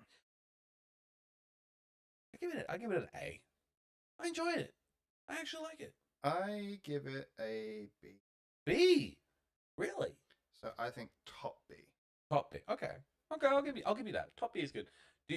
Ahead of First Avenger. Head of First Avenger. Okay, I'll give it to you. I'll give it to you on that one. I like it. Yeah. It could have been better. Could have been better. All right, Iron Fist. Iron Fist. Low for me. I didn't like Iron Fist. Give it a C. Give it a C. The reason why is because I just it felt like low budget Daredevil for me personally, and I just don't understand the whole thing of Sorry, I'm gonna change Avengers back around. Sorry, Age of Ultron. Guardians goes first. Okay. Honestly, look. Few things of aspects of Iron Fist I didn't like. The complete and utter ignorance of just not giving his costume. Just putting him in regular clothes. I hated that. His costume is a part of his whole ideology of being the Iron Fist because that costume is passed down Iron Fist to Iron Fist alongside his Iron Fist. And what I didn't like about it is like they just gave him the Iron Fist but didn't give him the costume. It's meant to be passed down. That first season, I was watching it and I'm like, this is just Arrow. Thank you. Literally thank you. Because that's exactly my thoughts as well when I watched it. I was like, am I watching Iron Fist? Am I watching Steel? Like as soon as he walked into the business, I was and he's like, I'm here to see my family, my company. I'm like, I was expecting like, Stephen Amell to appear. Well, that's exactly what I felt like, you know? I feel like we're gonna like draw like out. Every episode I felt like my name is Denny. I literally thought it was gonna like draw out in the music and start playing dun dun dun dun. I'm like, Arrow, anybody? Steven, where are you? I was deserted on an island for 5 years. I was deserted on a mountain for 10 years. And now I've come back something else. I'm like, fucking Arrow, man. Arrow influenced a lot of shows. It did. And it's after. Wasn't Iron Fist happening around the same time as Arrow? Much later. Much later. Yeah. Much later. Much later. All right. Guardians of the Galaxy Volume 2. Yes. Literally an S tier because I think it's better than the original. Volume 3 is amazing, but I loved S. I loved Guardians of the Galaxy Volume 2 more than the original. I give it an S. Okay. I would give it an A. You give it an A. A high A? I would put it ahead of Guardians 1 on the high A section. I wouldn't put it as... Okay. All right. I'll give it to you. I still think it's an S movie. There's a lot more S movies. Oh, no. There's going to be a lot more. All right. What's the next one? We can go around and change it later on if we feel like it. If we feel like it, yeah. All right. So what else we got? All right. We got Spider-Man Homecoming. A high A for me. I would put it middle. Middle A. Because there's better Spider-Man movies? Yes. Oh, okay. All right. I liked it. I like the connection. I like that we finally have Spidey in the world. But there were better I Spider-Man will not movies. put it ahead of Age of Ultron. Mm. I prefer Age of Ultron. Okay, over okay, it. okay. I'll give it to you. I'll give it to you. I'll give it to you. It was the start of something that was going to be special. Yeah, I know, but- definitely. Like, I mean, this is like Tom Holland's first like big breakout role. Yeah. A lot, after Civil War. Yeah, well, yeah. We didn't even mention that. We literally had a whole argument about it. We didn't even mention the fact that that was the first movie to introduce Spider-Man. Yeah. And I loved Spider-Man. I loved the I introduction. remember that trailer. Oh, God. Everybody lost their minds. You lost your mind. I lost my mind. Because we got the news that Sony is going to cooperate with Marvel, and then next minute, Also, the suit. I love that suit. like that was like the next day. I love that suit. I love the Silver Age style for the suit with the small symbol. It's great. But I prefer the homemade suit. Yeah, I know. We cosplayed it. Both of us did. Yeah. Man, what a time. Mine was better. I don't give a shit. You know it's true. I literally said I don't give a shit. I know, but and you you're know still my trying to homemade bait suit me. was better. Again, I don't give a shit. You're still trying to bait me. I went to the Marvel exhibit in that outfit, So I went to a dress as Daredevil. and I got stopped. I was there for another 3 to 4 hours after I went in there as that outfit, because I only went in. I bought my ticket to go into it again purely so I could get a photo taken with the green screen of the Avengers logo. Yeah, how you could do that. Yeah, I remember that. Was pretty cool. So for people that don't know, we had a years ago, years ago, 2018. like a Marvel exhibit that was here at the Gallery of Modern Art. at Goma, Goma, yeah. and they had They were the doing sets. They were doing Thor Ragnarok at They the just time. finished They Thor just Ragnarok. finished So Thor Ragnarok. we had sets, we had costumes, we had scripts, we had props, I managed this in. we had Ragnarok hadn't been released yet, no, but they had they like had the they new had the hammer. outfits. They had like Hela's blade, the bunch of different stuff from the gladiator We fight. had concept art. We did too. We had the music scores. They didn't there. even have Spider-Man yet. No, they didn't have Spidey there yet. Yet. It was. I loved that thing. I loved that exhibit. I miss it. So do I. It's only the episode. I'd love to do another They one. had the F1 that Tony drove I in remember that. in that like just was really like cool. legit the Like- whole F1. It was really cool. But yeah, The Guardian section was one of my favorites. It looks so damn. it was cool. It was cool. I preferred the Thor stuff. Yeah. There The back then. Ragnarok stuff. And Yeah. Like the first. Yeah, that was really cool. I was hoping to see Chris Hemsworth's eyebrows on this. but I dressed up to get the photo with the Avengers backdrop, I went to and dress then with my after I Daredevil walked suit. out there, Yeah. I got stopped. Like no tomorrow. We went with a bunch of different Marvel cosplayers for that, and we got pulled up for photos through all the time. It was great. I had a lot of fun. Yeah, I was there for another 3 to 4 hours. Hell yeah. Just kids. That was a time, kids man. coming up, going. That was a Can we get a time. photo? Can we get a photo? I'm like, yeah, man.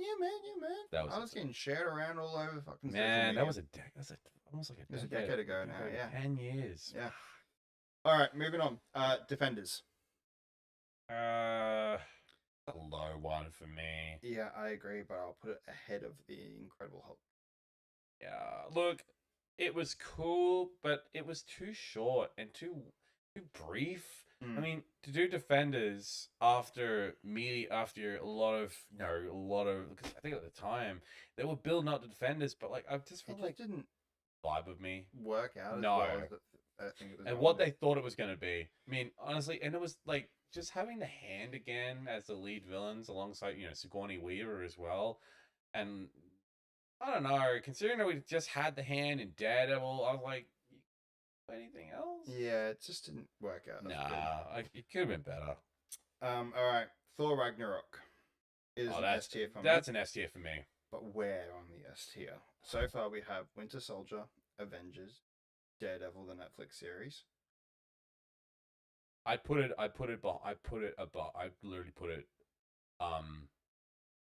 literally put it after Daredevil.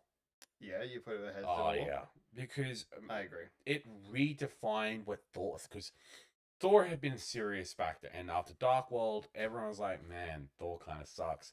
Ragnarok invigorated Thor, It was such a good movie. and it was great. I loved how they took away a lot of. I mean, the biggest aspect of the movie, you took away Thor's hammer, how does the character now supposed to define himself? I mean, he dealt with probably one of the most terrifying threats ever, the fucking goddess of death, played brilliantly by Kate Blanchett. Hella, I mean, goodness, you had like a whole bunch of amazing. I loved freaking God, the name's lost to me. Jurassic Park, freaking God, his name's lost to me. Who?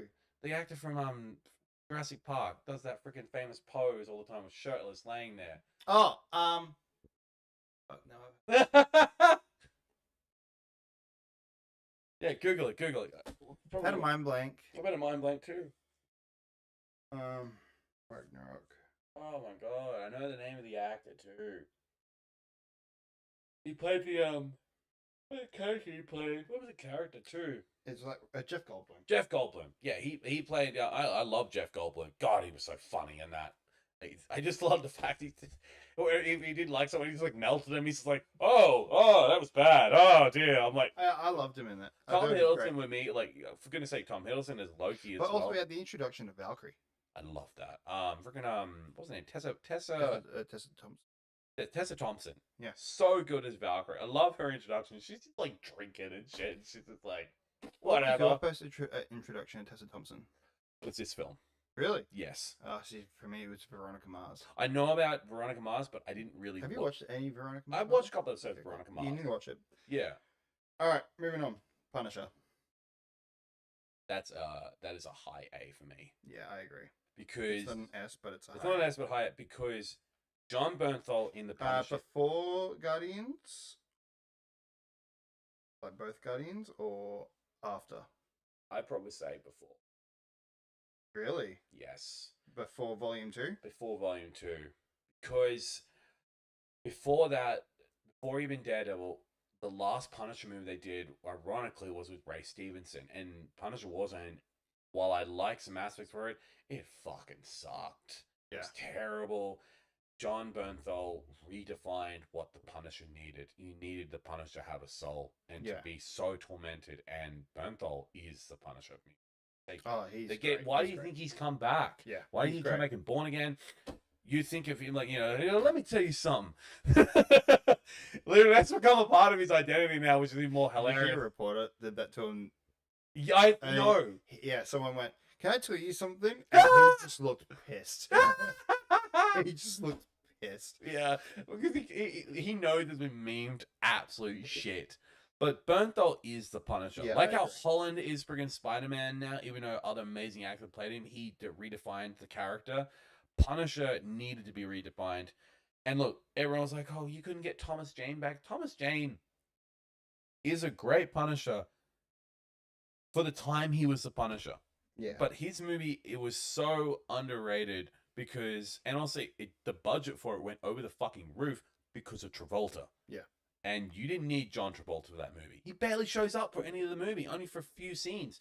And he got paid more than Thomas Jane did. Of course he did. Of course he did. But no, Bernthal is the Punisher. For goodness sake, they gave him the iconic skull on that awesome fucking armor. Literally, the best part is season 1. When he finally suits up with the Punisher and goes absolute fucking rampage, going nuts, killing people left, right, and center. I'm like, no, this is Frank. This is fucking perfect. 100%. All right. Black Panther. Black Panther. I give it an A. I give it an A. Give it before Punisher. Yeah. Look, I love Chadwick. Rest in peace, Chadwick Boseman. It's very, very sad that he is not with us anymore because he gave us the best version of T'Challa The I've fact ever that seen. no one knew on set, that was fucking crazy. I still can't believe I think it was the best representation of the character. Not just the character, but of just talent. As it's gonna sound, but of black people. Yeah, of the African American race, of where he comes from, and just the fact that it's a full black cast minus Martin Stewart,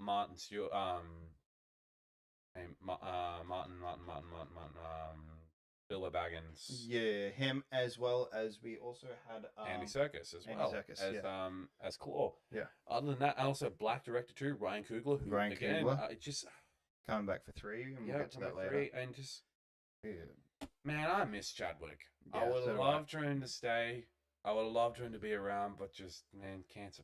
But it was a fucking God. It was good. Friggin' Bobby Jordan. as Killmonger. Yeah. Loved him as Killmonger. Yeah. Fuck, he was vicious. The fact that he literally got the whole awesome arc for him, I would have loved him to be back again, but we'll get into that. Yeah. Anyway, what's next? Infinity War. That is by far S. Don't even argue me about it.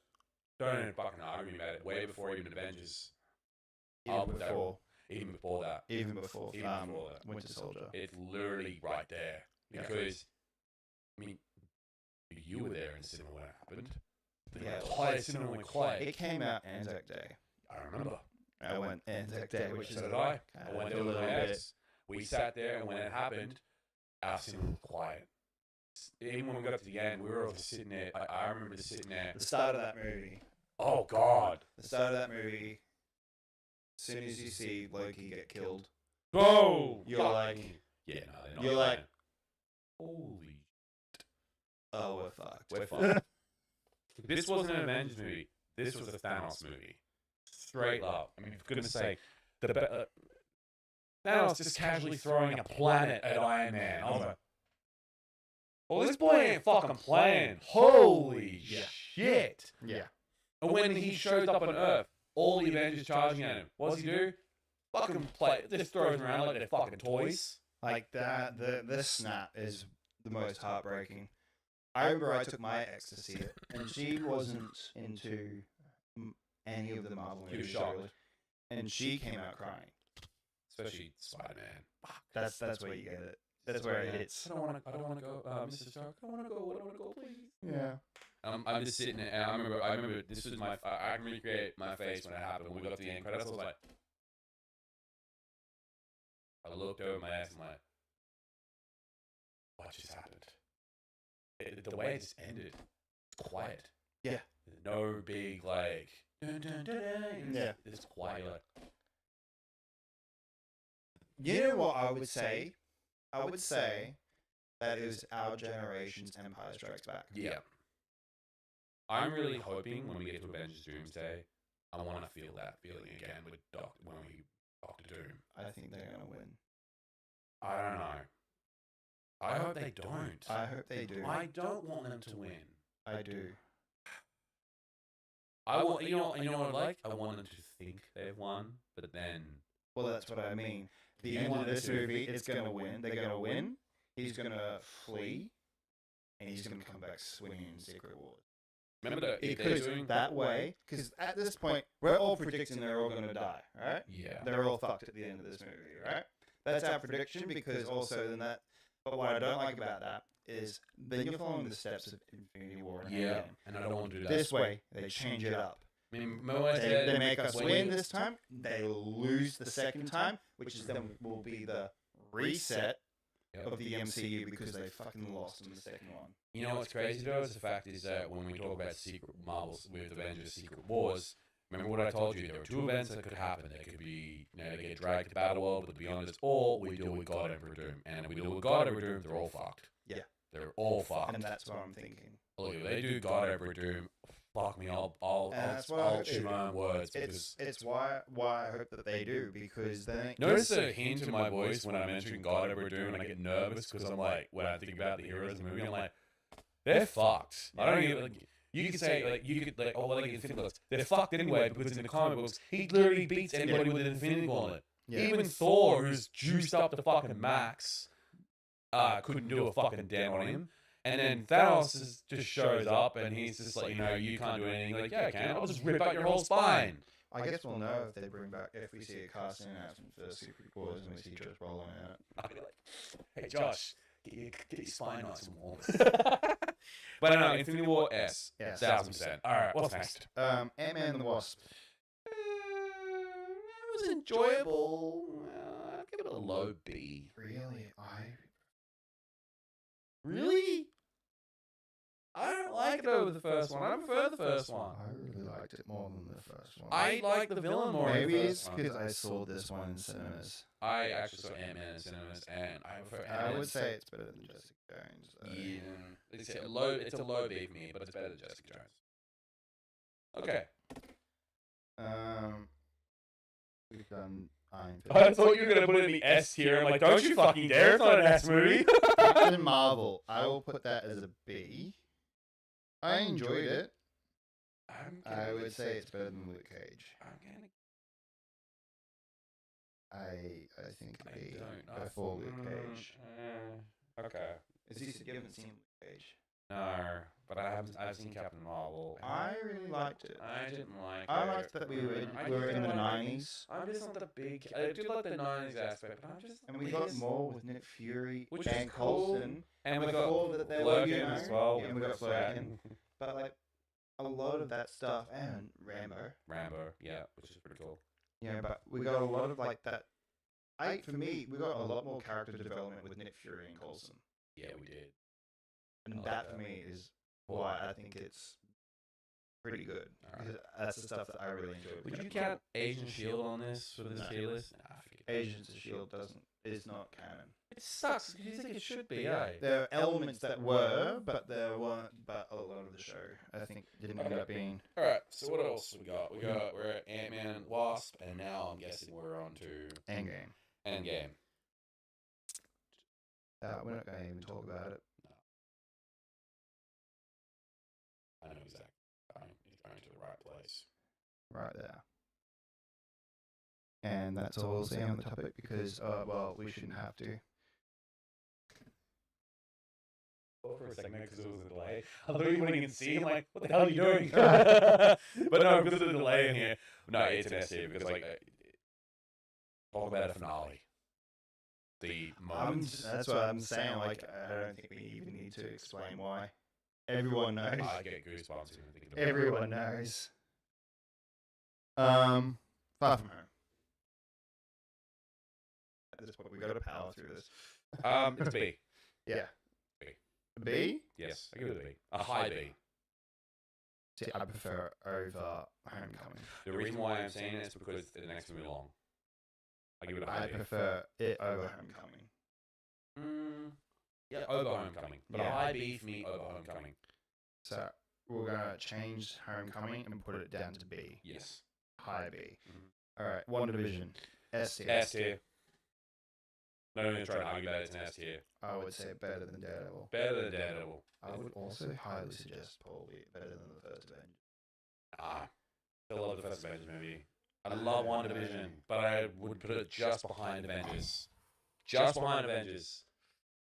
I don't know. I would put it before Avengers. The reason why I'm doing this is because I'm trying to power on through. I know. We have how many movies to go through? I know. I would still put it ahead of the first Avengers. Alright, do it. Because not only did, the first Avengers movie got a lot of people talking, but WandaVision got people that weren't into the MCU. Into the MCU. Not even just in, I wouldn't even say into the MCU, but were watching because of how good different it was. Okay, look. Every episode was a different, it was a love letter to TV. Put it after Avengers. Before. Before. Okay. Put it before. Put it before. Because it was a love letter to TV. Yep. Each episode was going through decades of 60s, best 70s, television. 80s, 90s, and then modern day. Yep. So this was the Modern Family episode, which is the Modern Family. Yeah, it wasn't just a Modern Family. It was like a piss take of like The Office, Parks and Rec, and Modern Family. Also, again, aspects of Bewitched, I Dream of Jeannie. I Love Lucy. The Brady Bunch. Brady Bunch. I love Lucy as well, which is a good one. But no, great series. I put before. Yeah, it was before. Just a fantastic show. Falcon and the Winter Soldier. I give it a C. I give it a B. B? Really? Yes. The first half of that show, no. I would say yeah, C. C. But as soon as you see US Agent when he actually is Captain America, when he decapitates that dude, that's when I'm like, oh fuck, now I'm on board. Because B. That's when it starts to get better. B. I completely agree, and I would say better than Luke Cage. Better than Luke Cage. Yeah. I'd even say better than Captain Marvel. Yes, actually, I agree. Okay. Loki. S. I still haven't seen this. I have seen it, and I will say this: so this series has redefined the character. Better than Civil War, better than Ragnarok, better than Daredevil, better than Avengers, better than WandaVision. Better than Civil War. Yeah. Because this... Tommy Hiddleston should get an Emmy for that series. It was incredible. And what's next? Black Widow. I give it a B. I give it a B. And I would say better than Captain. Yeah, better than Captain Marvel. Because it gave Black Widow and Scarlett Johansson the standoff she needed. This was such a great series, such a great movie, and I loved freaking actress that plays Yelena. Actress, goddamn it. I've had a mind blank. Huh? I've had a mind blank. Yeah, so many good, and also freaking Harper as well as Red Guardian, hilarious, so good. I love it. What if? What if? Look, honestly, what if? I've watched all of it. I guess I'm gonna look. Honestly, I give it a bit of a C for me. Yeah, personally. I agree. I would say better than the Defenders. Better than the Defenders, yeah, much better than the Defenders. Shang-Chi, S. S. God damn, the fact that it took it this long for finally a Shang-Chi in Doomsday. I would say after Civil War. After Civil War, yeah. Eternals. Wait, you put Eternals? D. Yeah. Behind. I'm seeing you on there. I'm like seeing a delay. And behind Dark World. Yeah, behind Dark World. Yeah, it sucks. I wish it could have been better. Hawkeye. C. The C. I give it a low B. Low B. Okay. I see it. I fucking see it. No Way Home. C. No S. S. I said C for a second. Before Shang-Chi. Before Shang-Chi. Before Shang-Chi. Before Shang-Chi. Before Civil War. I'd say before Shang-Chi. Okay. I'll give you that. Moon Knight. Oh, an A. A high A for me. I loved Moon Knight. Like You didn't like it? I'm giving you a high A. I got through. I'm sticking with high A. And I do got not... through maybe 3 episodes. Dude, I loved it because I love the character of Moon Knight, and he deserves to come back, and I would love him to come back. I hope one day. This is what I'll do for you. What? I'll put it in B. A high B. Underneath First Doctor Strange. Okay, alright, I'll do that. I'll give it to you. Multiverse Madness. Oh, definitely, that's an A. I enjoyed Multiverse Madness more. I did too. I enjoyed it more than the original. I think it was a well-deserved sequel because, again, you gave us... It's better than Ant-Man. Better than Ant-Man, yes. Actually, better than Ant-Man and the Wasp. Yep. In Okay. between those two. Between those two. Miss Marvel. I have not watched it. Neither have I. Alright, so but then never watched. Never watched, so I've never seen it. I know about it, but I've never watched it. Thor: Love and Thunder. D. Don't argue with me. I'll put it low C because there's still some good moments. That's better than Dark World. Okay, I'll give you that, but I still think it sucks. Oh, I agree, They but ruined I think Christian it's better Bale than in those that two. movie. They ruined him. I Am Groot. I have not watched it. Neither have I. She-Hulk.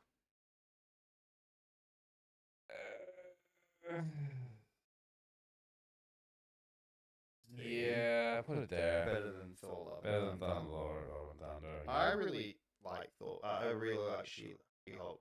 She-Hulk. She-Hulk. I really like it. But it just it kind of lost itself towards the end of it with like I don't know. Just... I loved the twist that Kevin Feige was a robot. That's funny. That actually was pretty funny. I really like that. And also, she fucked Daredevil. No, what the And hell? we have the beautiful meme of Charlie Cox's Daredevil doing the Walk of Shame. It's like it's like seasonal outlet like good morning. I'm like, what the hell's going on? What? Okay. But okay. I also Really like the suit that it I was. well, actually, no, I didn't like that. You don't like that? I don't like You don't like the the classic suit. suit? I liked it. I'm glad they did it, but we'll get into the other suits. All right. Let's keep going. Werewolf by Night. I haven't seen it. Yeah, neither have I. But I heard it was good. But I love it. Really loved it. Wakanda Forever. See. No.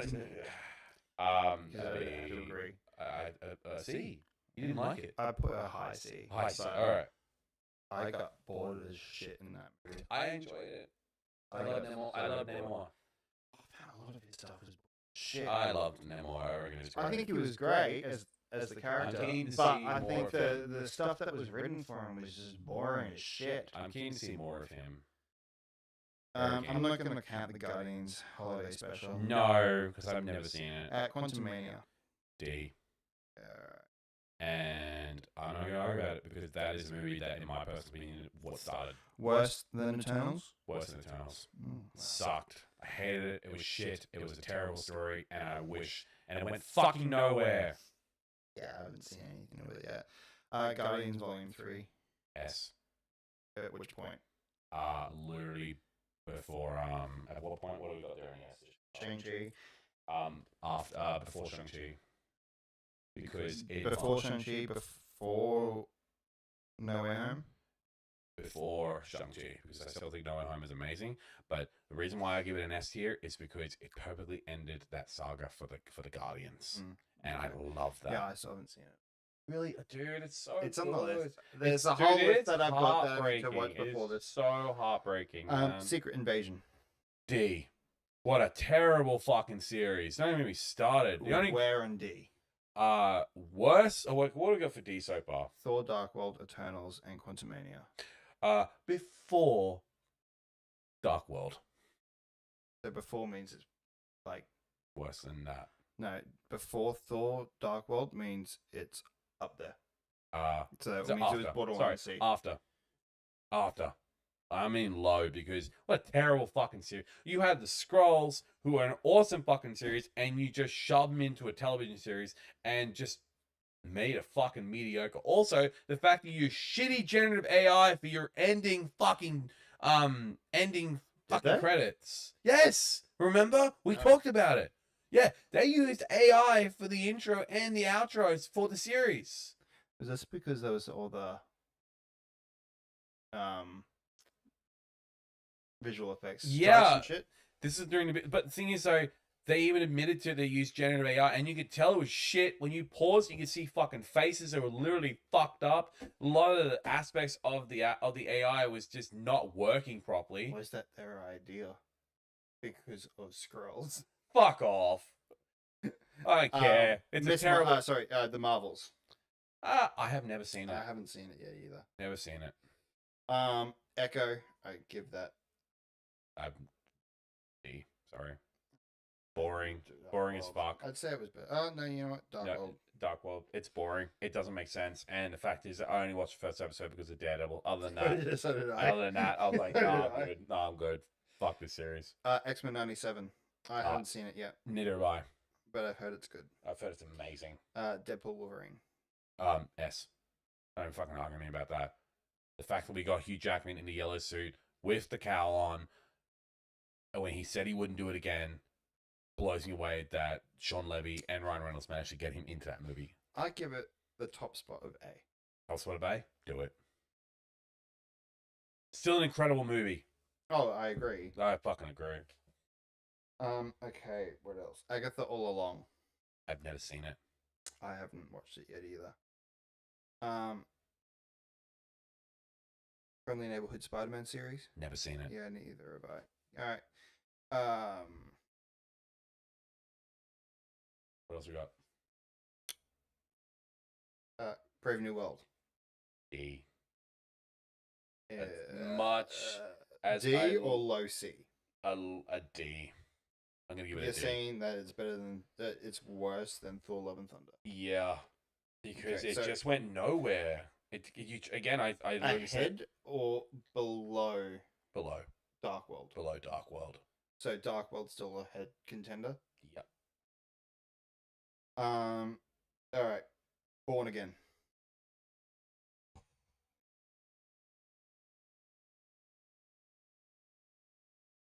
We know that. Yeah, that's an S. Born Again. Before Shang-Chi or after Shang-Chi? After Shang-Chi. Thunderbolts. I would say a high A. A high A. I would say not as good as Deadpool and Wolverine, but right there, because that was for me the defining moment that, hey, Marvel's back. Marvel's back. It's a great film. Absolutely. Ironheart. Never seen it. Neither have I, but I know the ending. That's all that matters, really. As Yeah, far that's as it. what I've been told. It's literally they literally. I'm not gonna say because it was actually really good, but I don't want to spoil it for people. All right, Fantastic Four. First steps, I give that a high A. God, it was a really good movie. I enjoyed it. I will give it. You gonna give it a B? You give it a B? Would you give it a F? As an F, fantastic. No, I'm kidding. No, honestly, I would give it a high B. middle. I would say it's better than the first Iron Man movie, Yeah, okay, I'll give you that. but I don't think it's as good as Far From Home. Yeah, I'm fancy. I haven't seen that animated Wonder movie. Wakanda.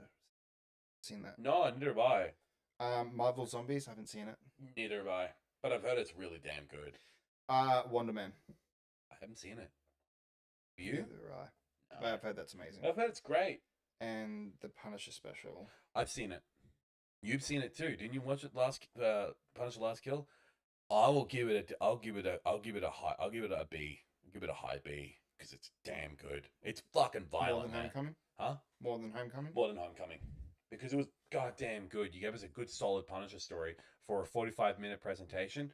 Fucking awesome. Made me feel so happy as a Punisher. Well, that's everything. So we've got S tier. Number 1, Endgame. 2, Infinity War. Yep. 3, First Avenger. Yep. 4, WandaVision. Yep. 5, The First Avengers. Yep. 6, Daredevil Netflix. 7, Thor Ragnarok. 8, Loki. Civil War is 9. 10 is No Way Home. 11 Damn. is Guardians of the Galaxy Volume 3. Yep. 12 is Shang-Chi. And 13 is Born Again. Yep. All right, and then A is Deadpool Wolverine is 14. Yep. 15 is Thunderbolts. Yep. 16 is Black Panther. Yep. 17 is the Punisher series. 18 is Guardians Volume 2. Mhm. 19 is Guardians. Yep. 20 is Age of Ultron. Yep. 21 is Far From Home. Mhm. 22 is Fantastic Four First Steps. 23 is Iron Man. 24 is Ant-Man. 25 is Multiverse of Madness. 26 is Ant-Man and the Wasp. 27 is Jessica Jones. Yep. 28 is Punisher, the special. Mm-hmm. 29 is Homecoming. 30 is Doctor Strange. 31 Moon Knight. 32 First Avenger. Oh yeah. 33 Thor. 34 Iron Man 3. 35 Falcon and the Winter Soldier. 36 Black Widow. 37 Captain Marvel. 38 Luke Cage. 39 Hawkeye. 40 Wakanda Forever. And C. What If, Defenders, The Incredible Hulk, Iron Man 3, She-Hulk, Iron Fist, Thor, Love and Thunder, then D, Thor, The Dark World, Captain America, Brave New Day, Echo, Secret Invasion, Eternals, Quantum Mania, and then never watched Miss Marvel, I Am Groot, Werewolf by Night, The Marvels, X-Men 97, Agatha All Along, Friendly Neighborhood Spider-Man, and Goddamn. Marvel Zombies. And What a tier list. What a goddamn Cool. tier list. All right. Are you happy with it? I'm happy with it. Cool. Fuck Perfect. Right. And that's our tier list for the Marvels and Marvel MCU. God damn it. Now we have to do DC next. I'm kidding. We'll do that another time. But speaking I don't think. Well, no, we don't need No, to. For we that don't need to. at No, this point. yeah. But speaking of Marvel stuff, how What? about the fucking presentation at Comic Con? We have 2 more before we. Oh, we just did a full Marvel tier list. Why are we not jumping into it? Because we can briefly go over these. All right, we'll quickly. briefly go over this. All right, what do we got first? Lanterns. Love the trailer. I fucking loved it. Sinestro, anybody? This trailer.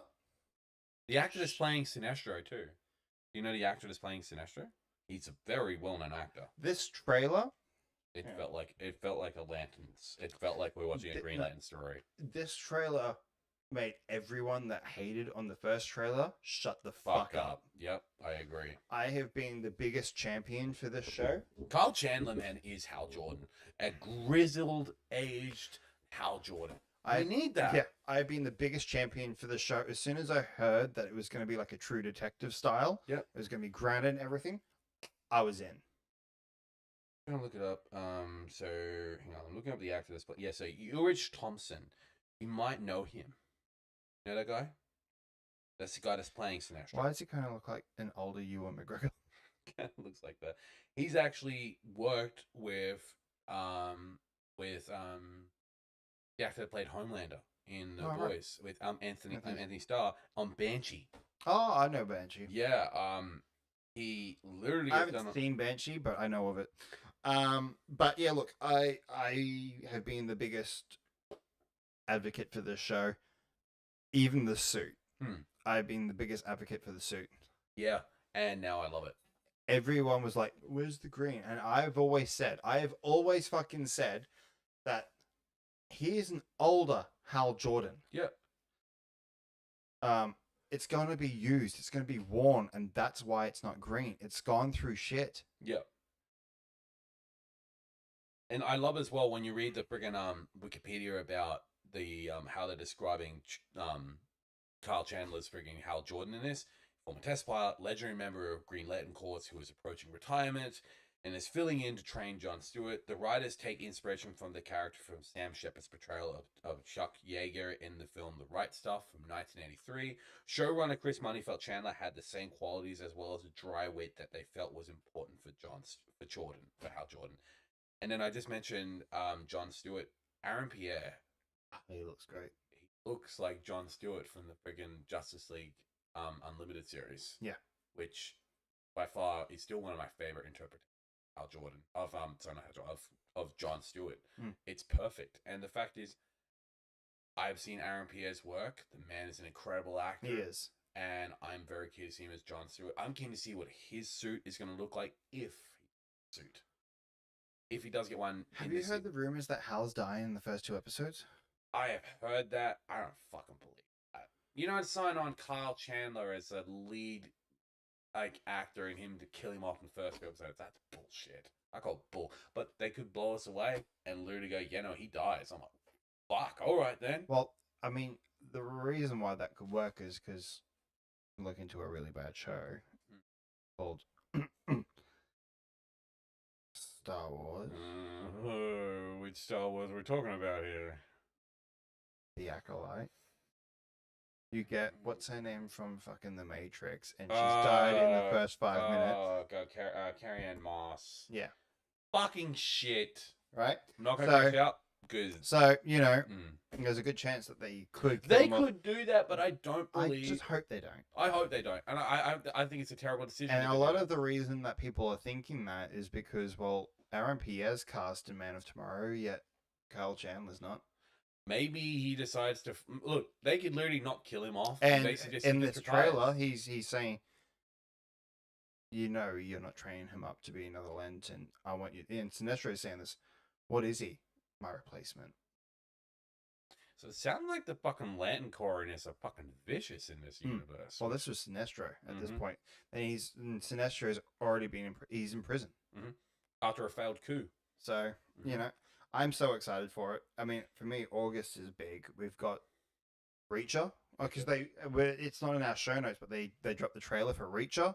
Alan Richardson, he also mentioned stuff for DC as well. He's spoken to Gunn, not about Batman.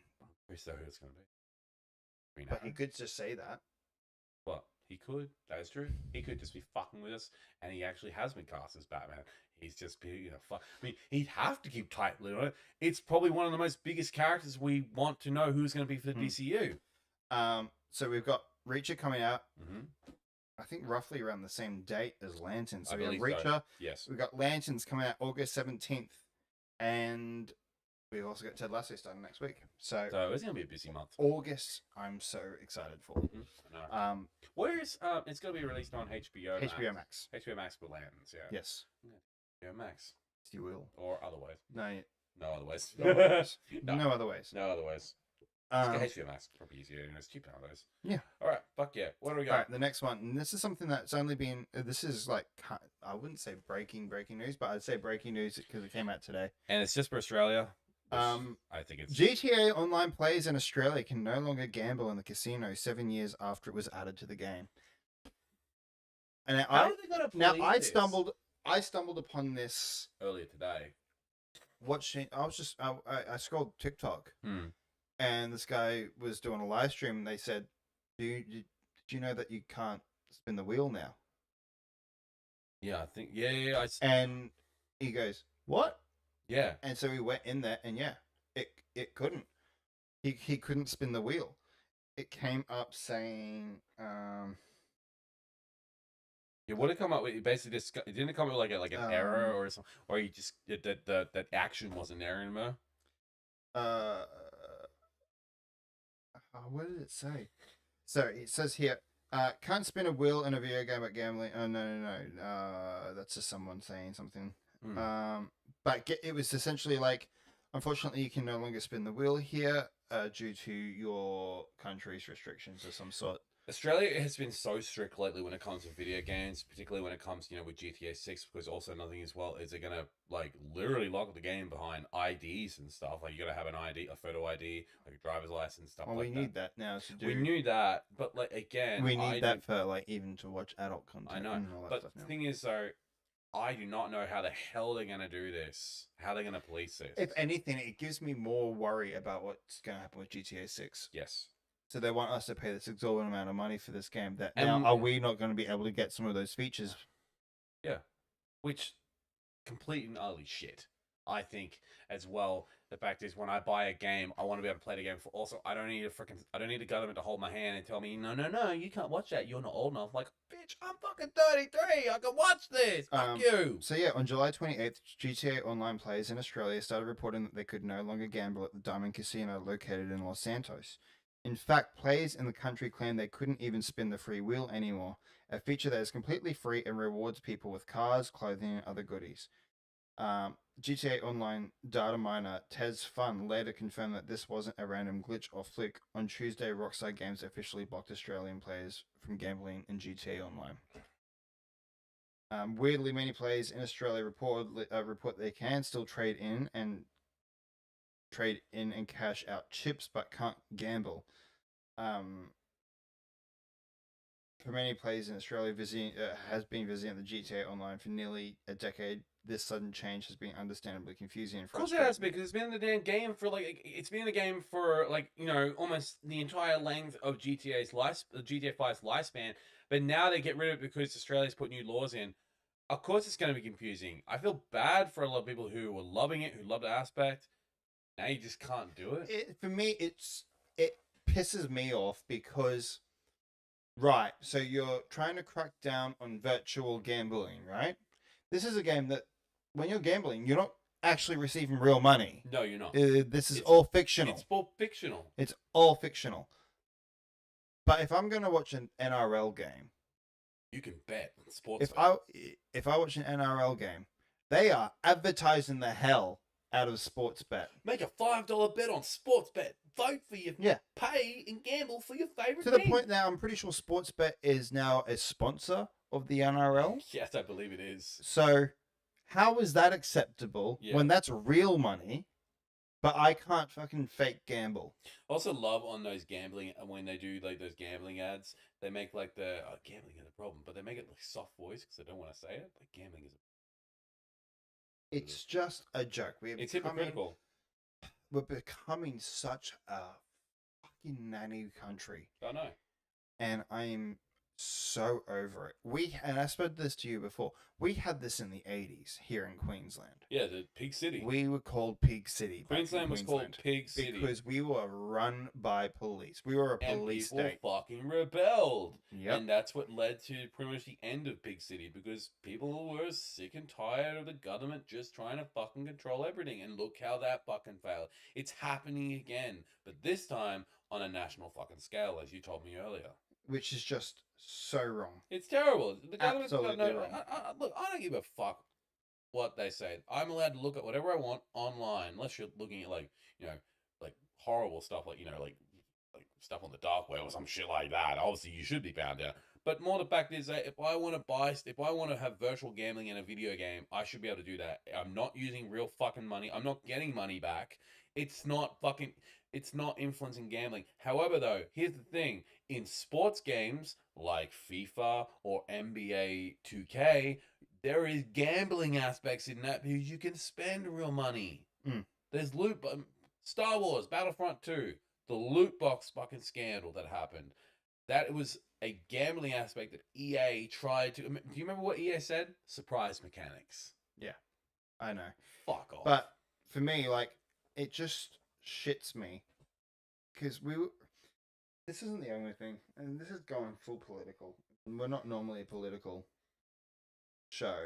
I know. But even the other day, I was watching. It was a video that popped up from the Today Show. Yeah. What are you looking at? I was reading more. I just was clicking off my freaking Lanterns article I was reading about.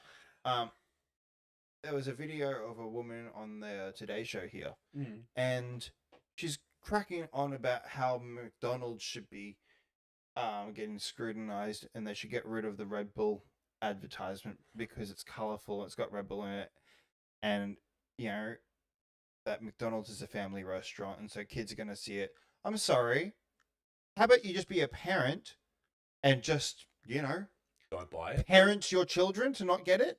Why should it be up to McDonald's? Why should it be up to everybody? People? Why should it be up to companies? Why should it be up to governments telling us what we can and can't do with our own children? Oh, God, I don't fucking get that because be a parent. Don't be baby. If you can't parent and be an adult to your child, then you shouldn't be a parent. Because straight up, if you see it in the store there, realize that it's an energy drink. Oh, I shouldn't get that for my kid. I just parented everybody. That's like back in the day. I'd say, I think it might have been 2014, 2015. Yep. Do you remember that they actually released Duff beer? I remember. Wasn't it like an energy drink? No, that was an energy drink. They actually released Duff beer. Yeah. Like actual beer. Yeah, that was labeled Duff. I think I remember that, yeah. There was a big uproar about it. It's from a fictional show. It got removed. We were no longer able to buy it because they could, children can go, that's from The Simpsons. Why are they in a fucking alcohol? It's in an alcohol shop. They have to check ID anyway. Yep, exactly. Why the hell are you in a bottle anyway? You're in if you walk into a bottle with your 5-year-old kid, first and foremost, why the fuck are you bringing your 5-year-old kid to a bottle? You can. You can. You have to. There's no second thing is that's not the issue. The issue is if the kid says, oh, it's from The Simpsons. Great, yeah, cool. That's great. You can't drink that, bro. You can't drink that. No, sorry, I just parented. Is it that fucking hard? Is it that damn difficult? Oh, fuck's sake, just... Yeah, it was dumb. It was dumb. All right. Before we get into our final subject. What is happening with the damn thing? Yeah. We are so sorry about that. This is the first time I had to deal with an issue like this. Yeah, I know. What have we been playing? So what have you been playing in the last week? Believe it or not, I legit have I'm playing a bunch of games, but I'm playing Outbound, like a nice little kind of cozy kind of camping adventure. It's pretty damn cool. Nice. I enjoy it. It's on Game Pass. I've been liking that. But other than that, I haven't been really gaming. I haven't gamed at all. Yeah, I haven't really gaming much. Yesterday was the first time I touched my Steam Deck, and even then I was like, I've been working on a bunch of projects anyway. I've been busy with my projects. Yeah.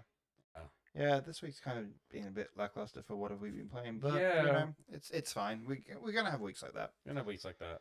All right. Final subject. Bet your ass, I'm really excited. Whole H, baby. Whole H, man. What a goddamn show. I lost my mind at work. I literally had to keep myself calm because I was with my work colleagues. But I think the biggest... You lost your mind? Yes. We've had better. I loved it. Arena was great. There was so many cool aspects for it. I mean, for goodness sake, the biggest one, the reason why, because one, and I want to say it, and I'm going to talk about it first. Ryan Gosling, man. Ghost Rider. The fact that we're getting Ghost Rider in the MCU now, and also being directed by Sean Levy, the goddamn director of Deadpool and Wolverine. And Stranger Things. And other things as well. Fucking Nightmare. And Free Guy. And Free Guy. Night in the Museum. He did Deadpool. He filmed the original Deadpool. No, he didn't. No, it was Deadpool 2 he did. He did Deadpool 2. Didn't he do Deadpool? No. No, he did the Deadpool trilogy. I know he did. No, he didn't. Who did the Deadpool trilogy? Who did Deadpool 1 and 2? It wasn't Sean Levy. That's what I thought it was. No. No? Who was it? It was David Leitch did 2. That's right. Now I remember. Who did the original? Tim Miller did the first Tim one. Miller, that's right. Tim Miller did the first one. Then they had a different director for 2, and then Sean Levy came in and did 3. Honestly, Sean Levy is an incredible fucking director, and I'm so excited to him do Ghost He's a safe director. He's a safe director. What does that mean? Means that he delivers, and they're going to get millions of dollars, but I wouldn't say he's a great I director. reckon he's a good director. He's good. But but- Museum was an amazing Yeah. goddamn franchise he did. Yeah, he's good. I Mm. wouldn't say he's great, but he's good. Deadpool Wolverine literally is an incredible movie. Oh dear. Touch anything? No. Okay. It's just a notification from. Yeah. Anyway, look, I'm keen. I'm really excited. So am I. I mean, look. Ghost Rider is an incredible character. Bring it up. You want to? Yeah, bring up the logo. Because of that. Are we going to talk about what Feige talked about? No, what I drew. You want to bring that up? Yeah. So Matt created this. I reckon it's freaking cool because obviously, if you know, well, Ryan Gosling was also part of another an incredible film, Project Hail Mary. I really love this. I reckon it's cool what you drew. If I can get it up. If you can find It's been a bitch. it's being absolutely dear. Look, if you can bring it up, it'd be cool. But like Matt drew a picture of Ryan Gosling as Ghost Rider. However, though, it's the bike itself that I think is pretty cool. I'm just hoping he can get it up. Not the first time I've heard. It's That's a joke. a joke I don't have that issue. that we know of. I don't. You said it. Like, go defend yourself.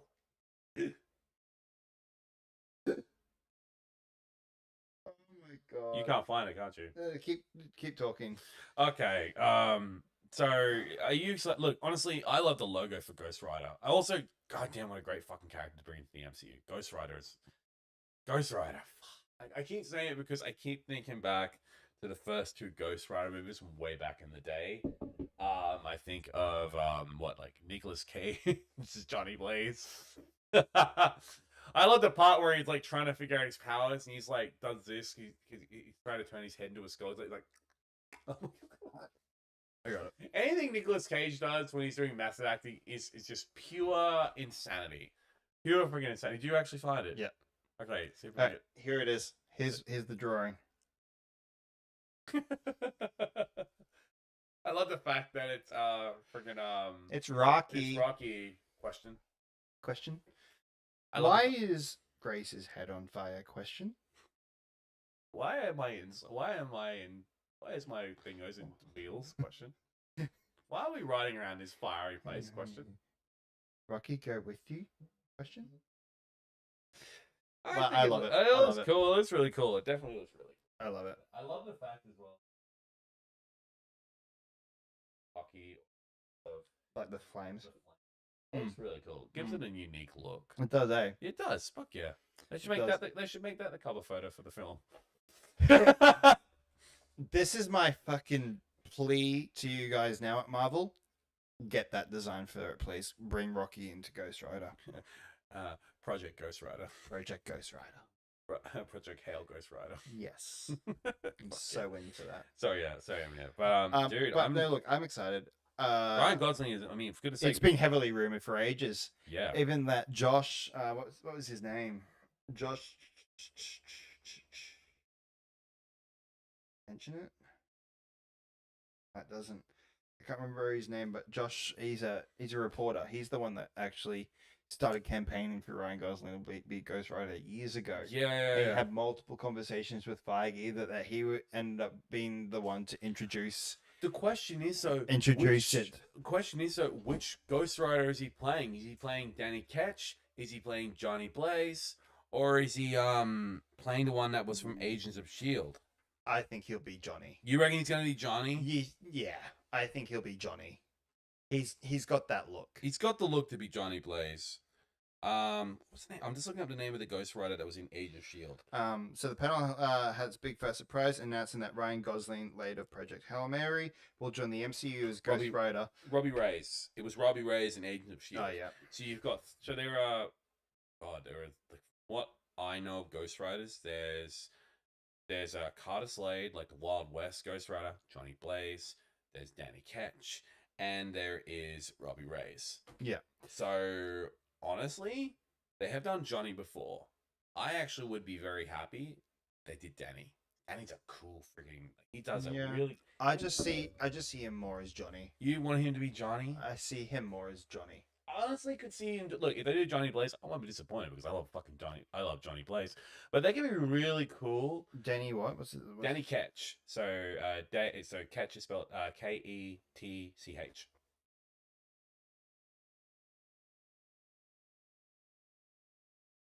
I mean, possibly. It's more of the future.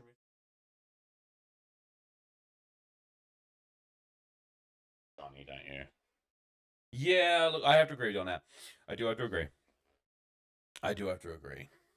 Yeah, that's Ryan, hands down. Yeah, that's Ryan. Although I still see Nicolas Cage. But blaming my nostalgia because they came out around the time the superhero movies were like really just all over the place. Especially with the first Ghost Rider movie. I mean, for goodness sake, you had you mean to tell me that that's not Ryan? I see it. I see Ryan right there. Yeah. I mean, you literally could take that photo and just put just take away Gosling's like beard and that, and just keep... No, because of the beard right there. Yeah, I'd say more of like stubble than compared to the full-on goatee that Gosling has. Like that. Yeah, just take that away and give him a bit of stubble and mess up his hair a bit. That's Johnny Blaze. Yeah. You need to have Johnny Blaze. I feel like we need a good solid, because remember when they did Agent of Shield with the Ghost Rider stuff, they teased at Johnny Blaze because Robbie Reyes did get his powers. He kept saying he made a deal with the devil, but the truth is he made a deal with Johnny Blaze to get his powers. So in all retrospect, they have confirmed that Johnny Blaze is in the Marvel Cinematic Universe. And here's the thing, that season of that time when they did Ghost Rider, they did say that part of it was canon. They started mentioning a lot of aspects of Agent Shield was canon. But they've revoked it. Huh? They've revoked all of that. Have they? Yes. Sucks. That's why it's not on the tier list. Yeah, there were like certain little elements. There were special episodes, and it was always a lead up to a Marvel movie Ghost Rider was actually using the same type of magic that frickin' Doctor Strange uses to go between universes. At that point, it was no longer. That sucks. Like the parts that were kind of canon was the introduction of Thor, the Dark World, and then you also had the whole Hydra taking over. Yeah, Ghost Rider was good. I'm really excited, but so we've actually got the script by Jonathan Tropper. What, for Ghost Rider? Yes. Wait, what? How we get the script? This film's only just been announced. We haven't got the script, but like we have the name of the guy doing the script. Okay, so we got the name of the script. We've got Ryan Gosling coming in. So this movie is coming in 2028 with Sean Levy from a script by Jonathan Tropper. Now, Jonathan Tropper has done Banshee. Oh God, yeah, Banshee's fucking. That's the one with Anthony Starr, correct? Yes. The Adam Project. The Adam Project, a good one with Ryan Reynolds, actually. This Is Where I Leave You. Your Friends and Neighbors. Family Squares. Warrior. Lucky. Lucky's good. I've heard Lucky's good. And Star Wars Starfighter, which is another Sean Levy and Ryan Gosling project that they're working on together. This movie was definitely consumed over the production of Starfighter. Yeah, 1,000%. Did you hear this? This is what Feige said. Yeah. Feige said that Ryan's the one that pitched it. Really, Gosling? He's the one that pitched the Ghost Rider. Yeah. And his thing that Kevin Feige said on stage, Starfighter. Yeah, he actually has seen and Starfighter. This is why I have a bit more hope for Starfighter. Because Feige liked it. Yes. He's got a good taste in movies. The reason why I say that, and it's the same reason Campio also mentioned it, because if he saw it as the big boss of Marvel, and he saw it and he's like, he needs to be Ghost Rider. Well, no, it's of course he's part of Disney, so of course he's going to say he loves it. Yeah. But if you're the big boss of another company there, right? Mm-hmm. You see a movie and you say it's really good. Yeah. Right? I'll go take his word for it. Then of course, because now we see it here, you've hired the same people that have done it, right? But if he, of course he's going to say he likes it, but if he actually thinks it's shit, then why would he get these three to come back to be all together? Why would he get those three? Which means that Starfighter looks amazing, and I mean, I wouldn't say amazing. He's just said it's really good. He said it's really good, which I'm gonna take his word for it because he hired both the got editor, them all back, the script writer, the director, and the main staff from it. Yep, he's got them all back. So that means they've been writing the script on the set of Starfighter. 100%. Now, what else was announced there? They showed off a scene from Spider-Man, with Spider-Man and Punisher versus Hulk. Fuck yeah, I want to see that. We're seeing it tomorrow. We are seeing it tomorrow. Spoiler: we're seeing it tomorrow. My favorite part is Ryan Reynolds shows up in the grey Deadpool suit, and he walked around Comic-Con and no one had any idea until he walked up on stage and started talking. He didn't even go on stage. No, he was in amongst the crowd. From what I told, from what I saw, it's a fact that when he got out to people, he did not speak. He kept his voice quiet. Because everyone would then Everyone would know. Everyone clicked, hang on, you're Ryan Reynolds. But no, I love the fact as well when you look at this, because like he posted much more up-close shots of the suit. I'm just Canadian flag. It's an X-Force suit. It's a grey X-Force suit. I loved. He goes, yeah, I have a question for Paul Rudd. Why is Thor... I knew you'd bring that. And then he's like, and Paul Rudd's like, huh? What? Thor's crying because he's a Wrexham fan. Making fun of his fucking football team that he's part of. I was like, fuck yeah, Paul Rudd, you go for him. But I love the way that they introduced I bet you Ryan at that time was thinking, you motherfucker. Yeah. But I love the way they introduced him to it. Robert Downey Jr. walks out and he goes, who's the guy over there in the grey suit with the swords? Just wondering, do you guys need an extra for it? When are we filming? When is this movie being filmed? It's done, buddy. Oh, so you don't need an extra? There's not going to be any reshoots? Thing is, though, I would laugh my ass off when we finally go into Doomsday and there's a Deadpool. I actually would love that. I actually really hope he fucking does, because that would be fucking hilarious. And literally pays out. And literally makes fun of that scene at Comic-Con. Wouldn't that be fucking cool? Imagine if we get to that scene with Deadpool showing up. You give me that face, let me fucking finish. Imagine we get to that scene showing up. It's like, yeah, remember when I was at Comic-Con with you guys? Yeah, you guys fucking lied to me. You guys suck. Anyway, I'm in the movie. What have you heard that he's in this movie? Where'd you heard that from? What's your source? There's been leaks. Of course there are. Oh, this is one movie that has been leaked more than anything. All the plot points. There are other things that I know. I do not want to know. I don't want to know. Because one, this has, like, I mean, I've said to you before, this has one of my favorite villains in it. This is Doctor Doom. And the fact is, I don't want to know fucking anything. I don't want to know fuck all. I mean, I've seen the trailers and that's fine. And I have seen the little leaks in that. But I do not want to know plot points. I don't want to know. I don't know how accurate it is, but the stuff that I read kind of matched the trailer. So. Yep, I want to keep it to yourself. I don't want to know. I saw this before the trailer. Wow, shit. Okay, keep it to yourself because I don't fucking hear it. But I will say one thing though. Speaking of the Doomsday of all the cast from Doomsday, well, not all the cast. All the cast wasn't there. A lot of them were. A lot of them were. But Ian and Patrick weren't. No, I think Alan Cumming wasn't there too. Alan Cumming wasn't. Rebecca Ramone, Mystique, she wasn't there too. I thought she was. No, she was not there. I didn't see her on the stage. But that's because there were 3 stages, Tyler. Oh shit, that's right. Probably the other there one. was the main stage.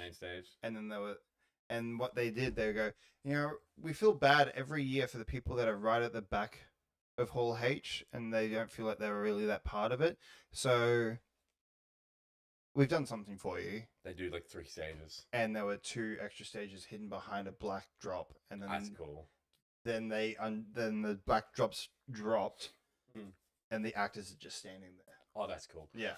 I still think when I think back, I love how when they showed Ghost Yeah, Rider. there were like some. That's so cool. I see that. Yeah. So there was some like, well, there was one over here, and then I think another one over that's here. sick. One thing I loved, when they introduced Ghost Rider, and then this Ryan Gosling, you just see a shadow walking out, and when the lights come on, He's just Gosling's standing there. there. I saw a whole bunch of people with cameras going, "What? What's going on?" I mean, yeah, it was a cool reveal, but it wasn't as cool as when they announced RDJ. oh no, When they announced RDJ, that whole crowd. yeah, lost their fucking minds. Speaking of Doom, though. Speaking of we've Doom. heard his voice. Well, heard yeah, we Doctor- spoke about that last week. Yeah, but I've actually heard Doctor Doom's voice a bit more because he talked a bit more on stage. Just briefly. But what I was actually getting at is the whole crowd, every single one of those people got given a Doom mask. So cool. So freaking cool. For them to all wear during the convention there. And then you speaking of the Doomsday stuff, all the costumes that were shown there, including one costume that kept The changing Latverian colours. witch. The Latverian witch kept changing colours to like an orangey to the green. I was waiting for it to go red. I was waiting for it too. And you know, I was waiting for her to show up. Same here, but nothing. But we have one more convention before then. What's that one? D23.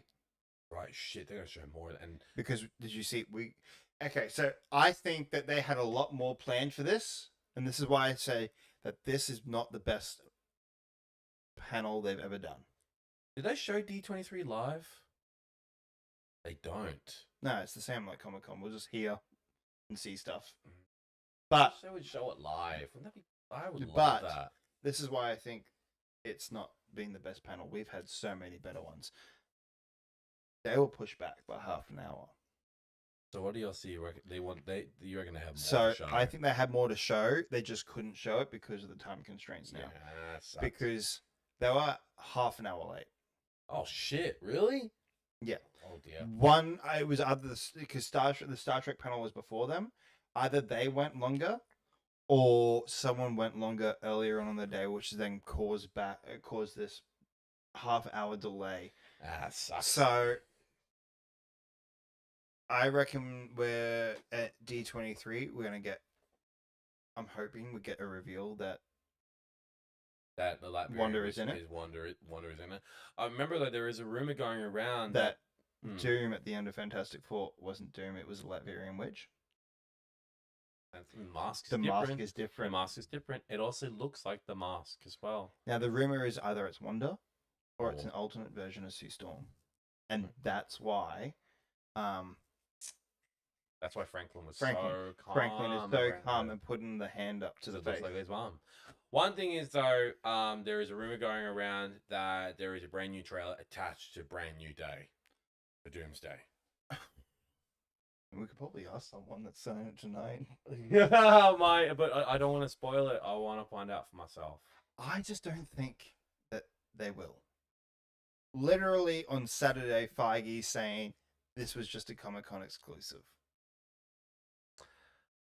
Yeah, but they've lied before. They've lied about it before.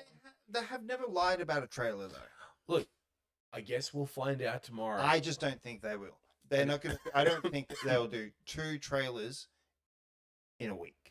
Thing is though, what if we go in there and they do? Well, then they do, Yeah, exactly. and I've seen it. Yep. We have So maybe they will, but I don't think it'll be attached to Brand New Day. Brand New Day. I think it'll just be attached. It'll just go online. Yeah, that's it. Oh, we'll have to wait and see. We'll see tomorrow when we go see it. But that's not only that, but Ryan Coogler is returning. Ryan Kaluga. But before we even go into that, though, we've got Avengers Endgame Encore. Now we're going to go to that. Oh fuck yeah, we're gonna. Go I've to that. already spoken to Will too. He's in. I'll talk. I think I'll talk with Mio as well to go in as we go as a full team to go see it together. Yeah. Because I'd love to experience that with her. Because the last time I experienced it, ironically, was with Max, Yeah. and I actually would like to experience So- it again with friends. Apparently, it is a requirement. Before we go into Doomsday, really? Is that what Feige and I have said? The Russo brothers. Russo brothers have said it. It's a requirement to go and see Endgame, see this new version. Yep. Is there anything new in it? Yes. There is. Yes. Oh shit! All right then. Yes. So what have we? So what have they said? Like this new scene? There are new scenes in it. Yes. Okay. My assumption is that Sorry. It's speaking about Spider-Man and going to see it tomorrow. get off your fucking phone. No, I was reading a bit more about Doomsday and also with the encore as well. So there are new stuff. My guess is that it's going to be. Connecting to. My guess is it's going to be we're going to be seeing Cap redeliver all the stones. It's actually cool because that would explain a bit more about what happened because we don't see. Because everything I've heard. Now, I'm not going by the plot points, No. but what I've heard is that the reason a lot of why Doom is doing this is because it's all of the results of Cap returning those stones, and he's lost his wife from that, and this is him like his seeking wife and his revenge. child. Yeah. Yes.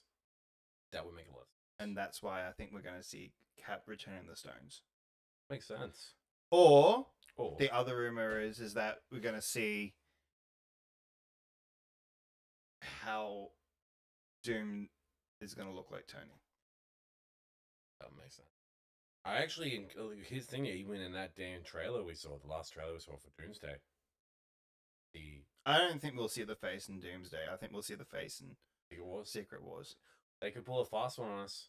Or even better, what if, when in scenes with Doctor Doom, if he does have his mask off, because Doom in comics, whenever he takes his mask off, he kind of puts like a cloth in front of his face and just has like an eye poking out. He doesn't want people to see his face. Mm. Or even better, he turns away in scenes and takes his mask off, but we never actually see what I he don't looks want like. that Brave and the Bold. Not Brave, Bold. What do you What? call it? Bold and the Beautiful type of shit in the MCU. I got that in Arrow, and that's what made me fucking turn Arrow off.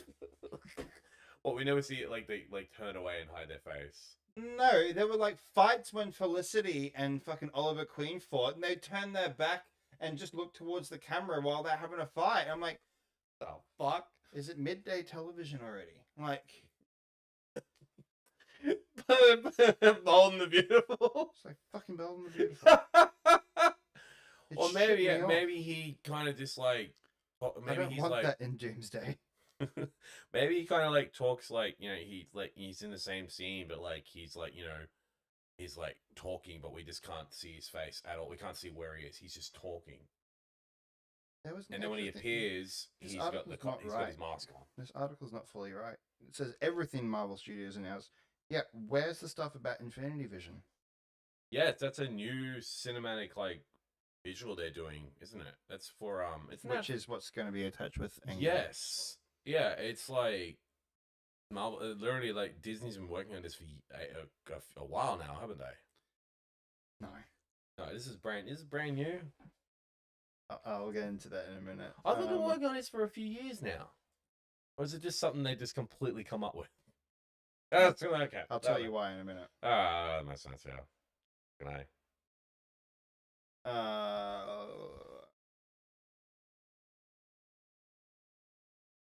I don't know what Disney company itself. Yeah, because it has an actual whole breakdown of everything. Okay.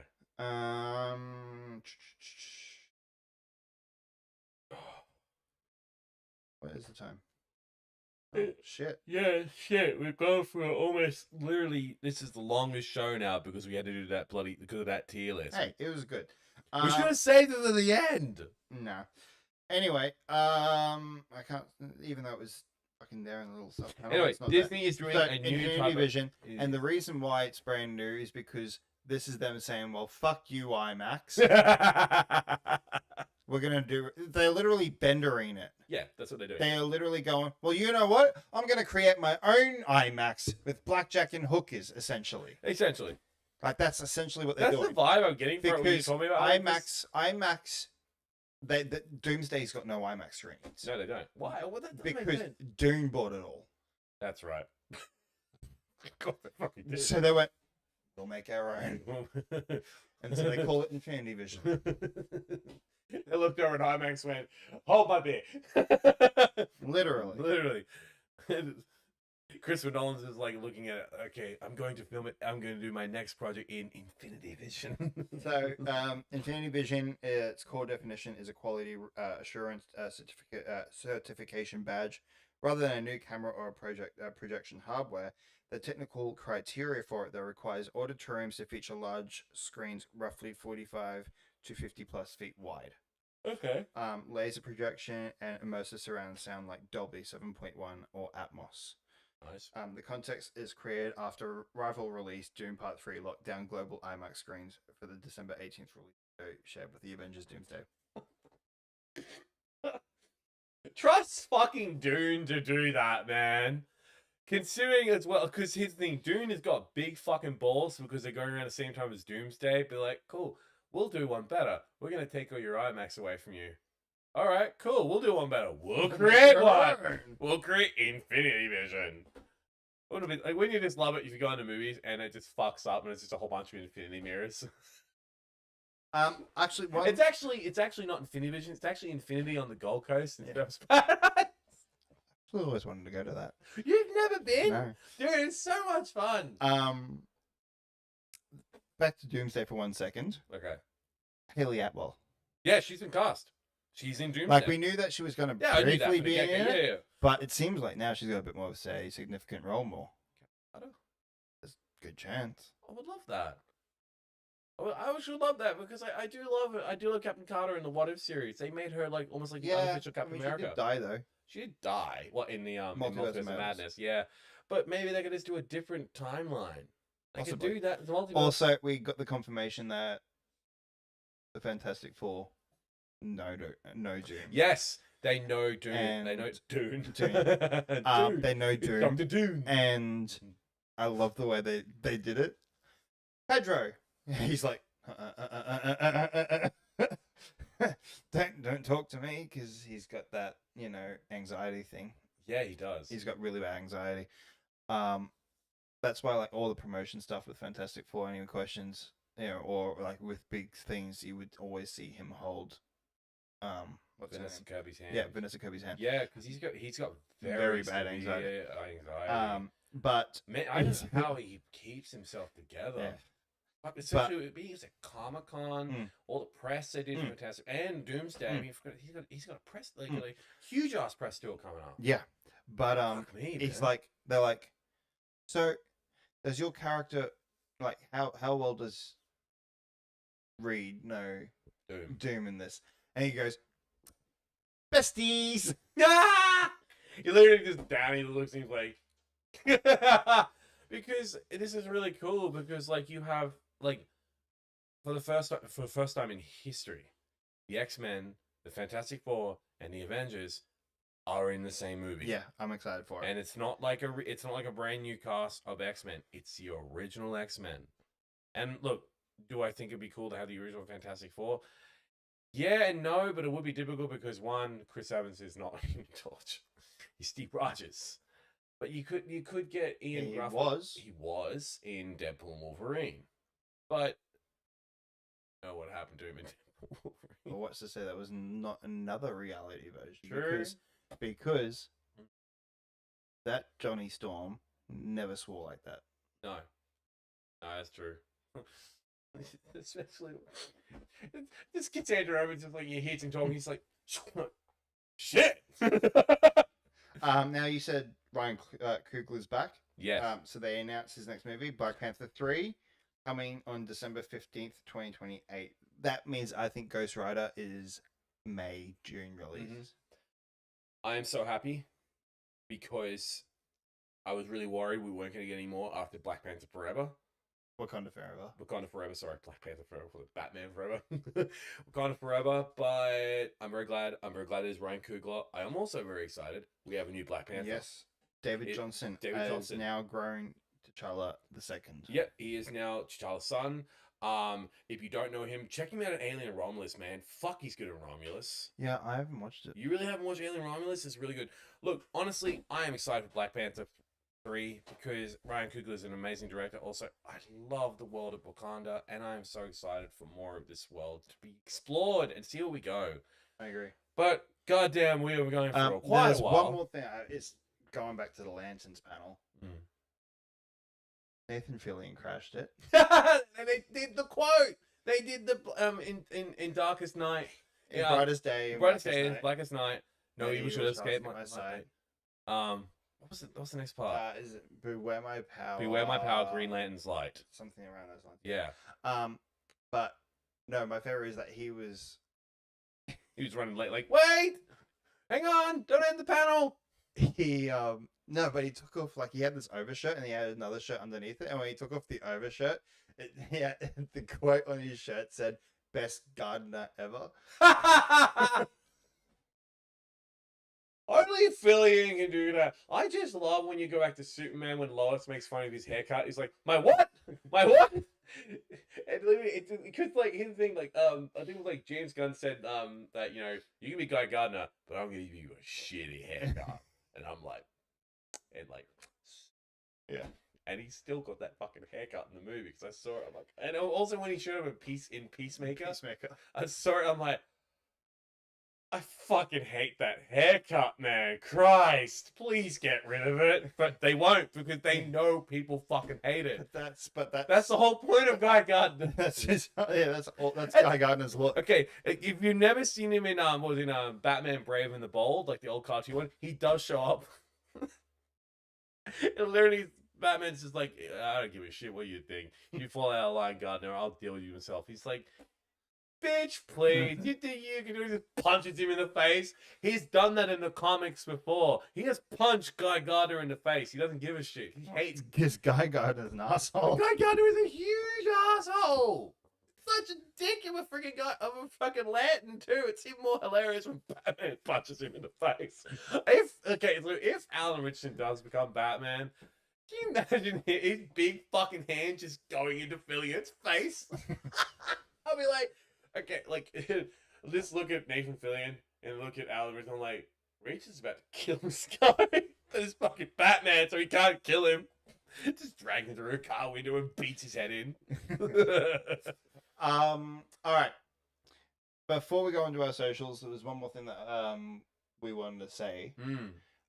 We know that we were going to tell you guys about our thoughts on the Odyssey. We did not go and see it. No, we had made found plans. Yes, a place around where we live that is actually showing a 70mm version of it. Now it's not now, IMAX. I'm not 100% sure. I'm not 100% sure if it is IMAX. Yeah, but it is at least being shown on film, like actual proper 70mm film. The way that it was filmed by so Nolan. We are gonna go and see it sometime next week. Sometime we're gonna see it, or we can see about Sunday. See about Sunday, depending on money and funds and Yes. stuff like that. Look, it'll depend. We want to see it. We want to review it because we've had so many, raving I reviews. didn't know this. I didn't know it was 18 plus. It's 18 I plus. didn't know that. You didn't know that? No, I was going to take my client to go and see it on the weekend. No, Yeah. do not take your client to go see it. My client wanted to go and see it. He will not be able to get into that movie. Nope. It is an 18 plus I was movie. like, sorry, bud, you have a choice. You have a choice. You can either sit outside the cinema while I go to watch this movie, or we go do something else. Should have thought of that. No, I was like, sorry, but it's 18 plus, so you have a choice: Toy Story 5 or Moana. Which one did you go see? We didn't. We ended up doing laser tag instead. You do not want to go see Moana. It sucks. I know. But I ridiculed it last week. Yeah, I know. Or the week before. We literally ripped it apart last week. No. That's why we need a new. That's why we need some new emails. We'll give you guys our review on Odyssey when we see it, because we want to. Yeah, and also it's also we want to plan to see it and give ourselves enough time to actually watch it and then come back here to review it because it's a 2-hour movie. More than 2 hours. No, it's a 2 hour. It is 2-hour movie. I I did thought it look was it up. slightly longer than 2 hours. No, it's 2-hour movie. Literally, I looked it up. It is a 2-hour movie. Serious. You want me to Google it? Yeah. Google it. I'm telling you. 2-hour movie. I feel like it's longer. Hang on. Hang on. Okay. Also, stay tuned for our Spider-Man review. Yes, we'll be doing that. is 2026 film runtime 173 minutes. That's longer than 2 hours. Oh, shit, I thought it was 2 hours. Hour. Oh yeah, 6 minutes in it. So it's just over. It's 2 hour. It's 2 hours and. It's almost a 3-hour movie. Yeah, it's almost a 3-hour movie. That's insane. Yeah. That's almost like the length of It's almost close to the length of Endgame. Yeah. Jesus. All right, but look, we'll watch it. We'll give our honest opinions on it. I'm really excited to see it. Depends on the time that we go and see Spider-Man. Yes. We will either do a review tomorrow night Yeah. or figure it out. But We'll just figure it out. Stay tuned on our Stay our tuned. socials, We might do an out of theater reaction, kind of like how we did with the Batman when we went to go see it. which was years ago. Which was under a years different ago. name. But we're on a different name. But we'll see how we go. We probably will. I'll charge up my mics that are over there. But yeah, Anyway. keep an eye on our socials Right here. here at the Pixelite Popcorn Podcast on Facebook. Also Pixel Pop Pod on Instagram. Pixel Pop Pod on TikTok. And the Pixelite Popcorn Podcast on YouTube, where we are live right now, and also Pixelite Popcorn Podcast on Twitch as well. So until then, guys, it's been great. It's We been long. appreciate your time. This has been a very long one because we had a lot to cover because San Diego Comic-Con was fucking massive. Did you see the special edition Thrawn book that Oh, God. I'm gonna get? No, I didn't see it. I sent it in the SFA chat. I had to have a look. I'll show you after the show. Yeah, show me at the show. I'm gonna get it. How much is it? $80. That's what you pay $80 for a special Yeah. edition Thrawn Yeah, book. oh, yeah. I thought it would be more, like 170 It's or something like beautiful. that. I have to see it. It could change, but It it's could. $80 on Amazon right now. Anyway, guys, But- we appreciate it very, very much. How does that turn off?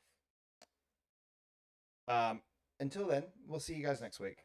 Alright. My name's Matt. My name's Tyler. Bye, guys. Bye, guys.